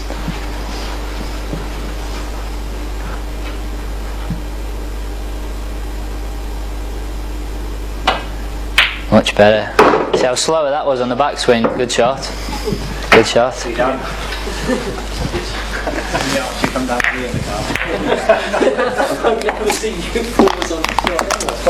That was the biggest pause you've done on the top of the backswing there. You dragged it. But the game there where you hold like 7 yellows. That's my tip. I'll get to that stage. And I'm going lower natural line to put them back, and they just keep snooking me. Yeah. That's how I lose my games. Yeah. Yeah. Pausing, maybe setting one up over the pocket. Yeah. Yeah. Yeah, even with them balls on the cushions, I would have played some of those shots, that he played just to develop a couple and to snooker them at the same time because you're knocking them off the cushion, snooker them at the same time, and then obviously when you get your 2 shots, it's time to sort of go for them. Then when they're on the cushion, there's no point in going for them with one shot because it's just suicide really. Obviously you can clear up, but the percentages say that you won't. Yeah. Next. Okay.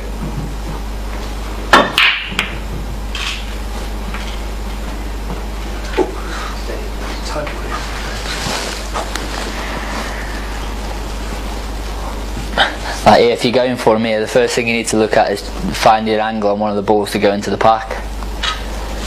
Yeah. And it's not that easy.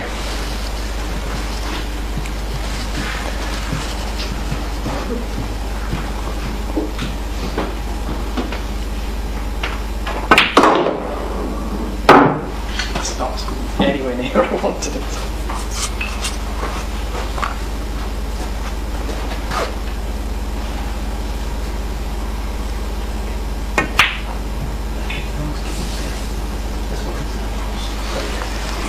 Right, we're up, mate. I think we can try and cut this one back into here. So that's it. No, not over the top on this one. Just a finger like just like this. That's it. Just like this off the rail.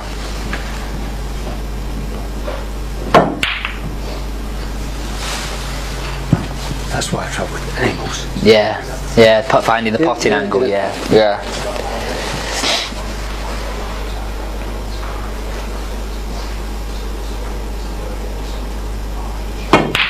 So.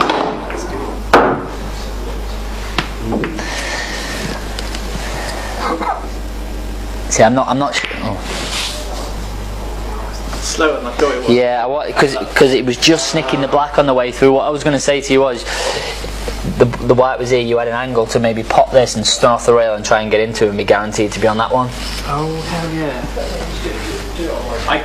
When I first thought, I thought it was tight. Yeah. It took a second. Yeah. If you'd have punched his back, you could have got into the pack. We are right. Tell me what. Yeah. This. I think this one first shot. I think this one.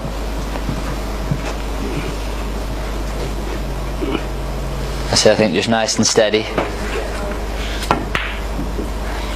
I think we're in control now. But not that steady. Yeah, no, we're in control there.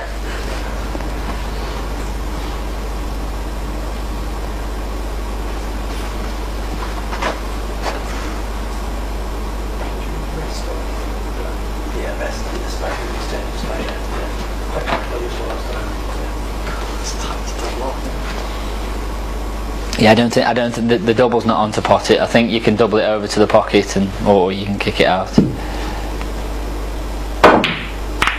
Shot.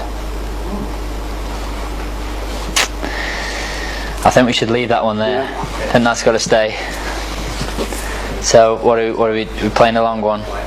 Towards the bottom left? Or the bottom right, sorry. Yeah, just not too hard. You want to keep it near the pocket if you miss. Got to resist the deliberate foul. Yeah. You pay a little nick off that red, that bottom left.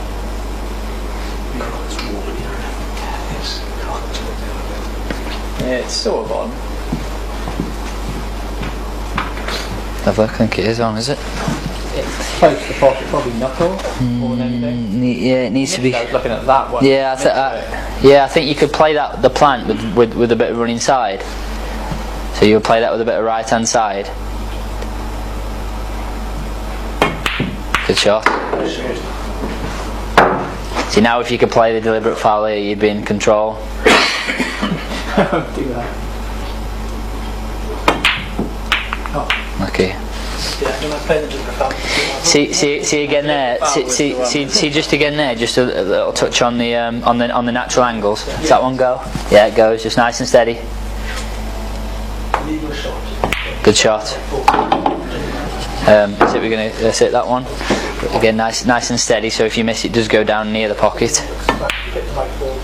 So it's okay. It's okay down there.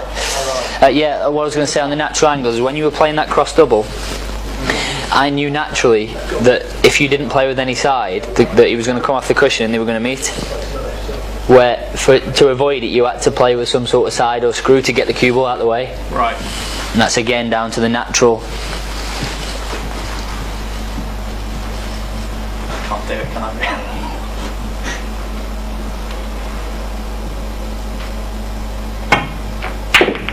Oh, look at the foul.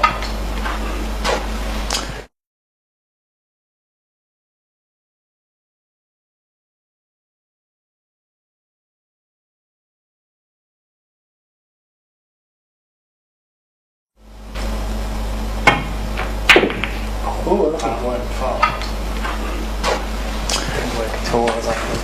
think that's it. This one into here. So basically, you need to be looking to hit the cue ball, say somewhere on the chalk, so that the white's got to hit the chalk. So forget the red's there and just hit the chalk with the white. Oh, there she goes. Wow, great job. Yeah, just picking the spot on the cushion. Yeah. Good shot. It's a good shot, that is. Have a one out there.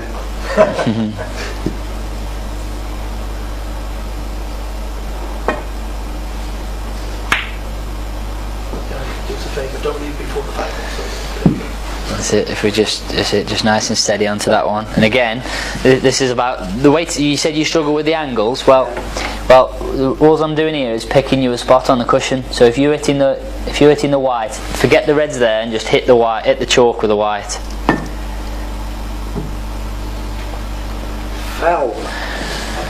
Foul, 2 shots.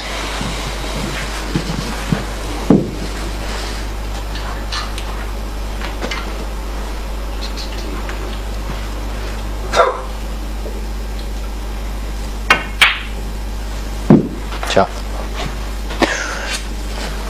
See now, this is where you can pot this one and you play on a choice of 2 balls, because you can pot this one, screw back in a straight line and land on this one or this one. Ideally you want to land on this one, because then you can, after you've potted it, you can stun the white and move the red out of the way, and then you're on a choice of another 2. It's all about the options here. So you want to screw back in a straight line and roughly get the white to about there. You don't want it on the cushion.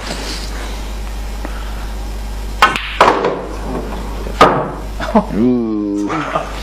See, if the white was here, you could have. See there as well. You need to work out the percentage of air more on this side and have the cue ball a little bit higher, because behind the red, obviously you're dead. If you're this side, you just move it out of the way and you probably clear up.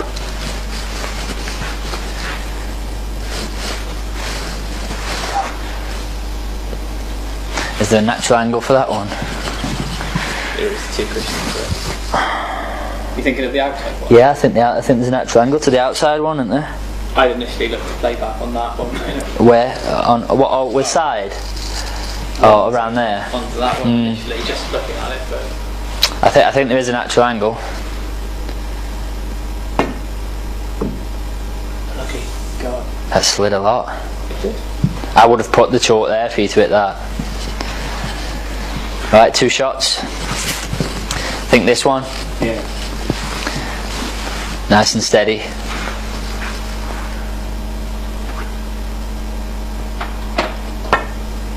Good shot. nice. Now I think the plant. So forget the reds there and just basically play to pot that one.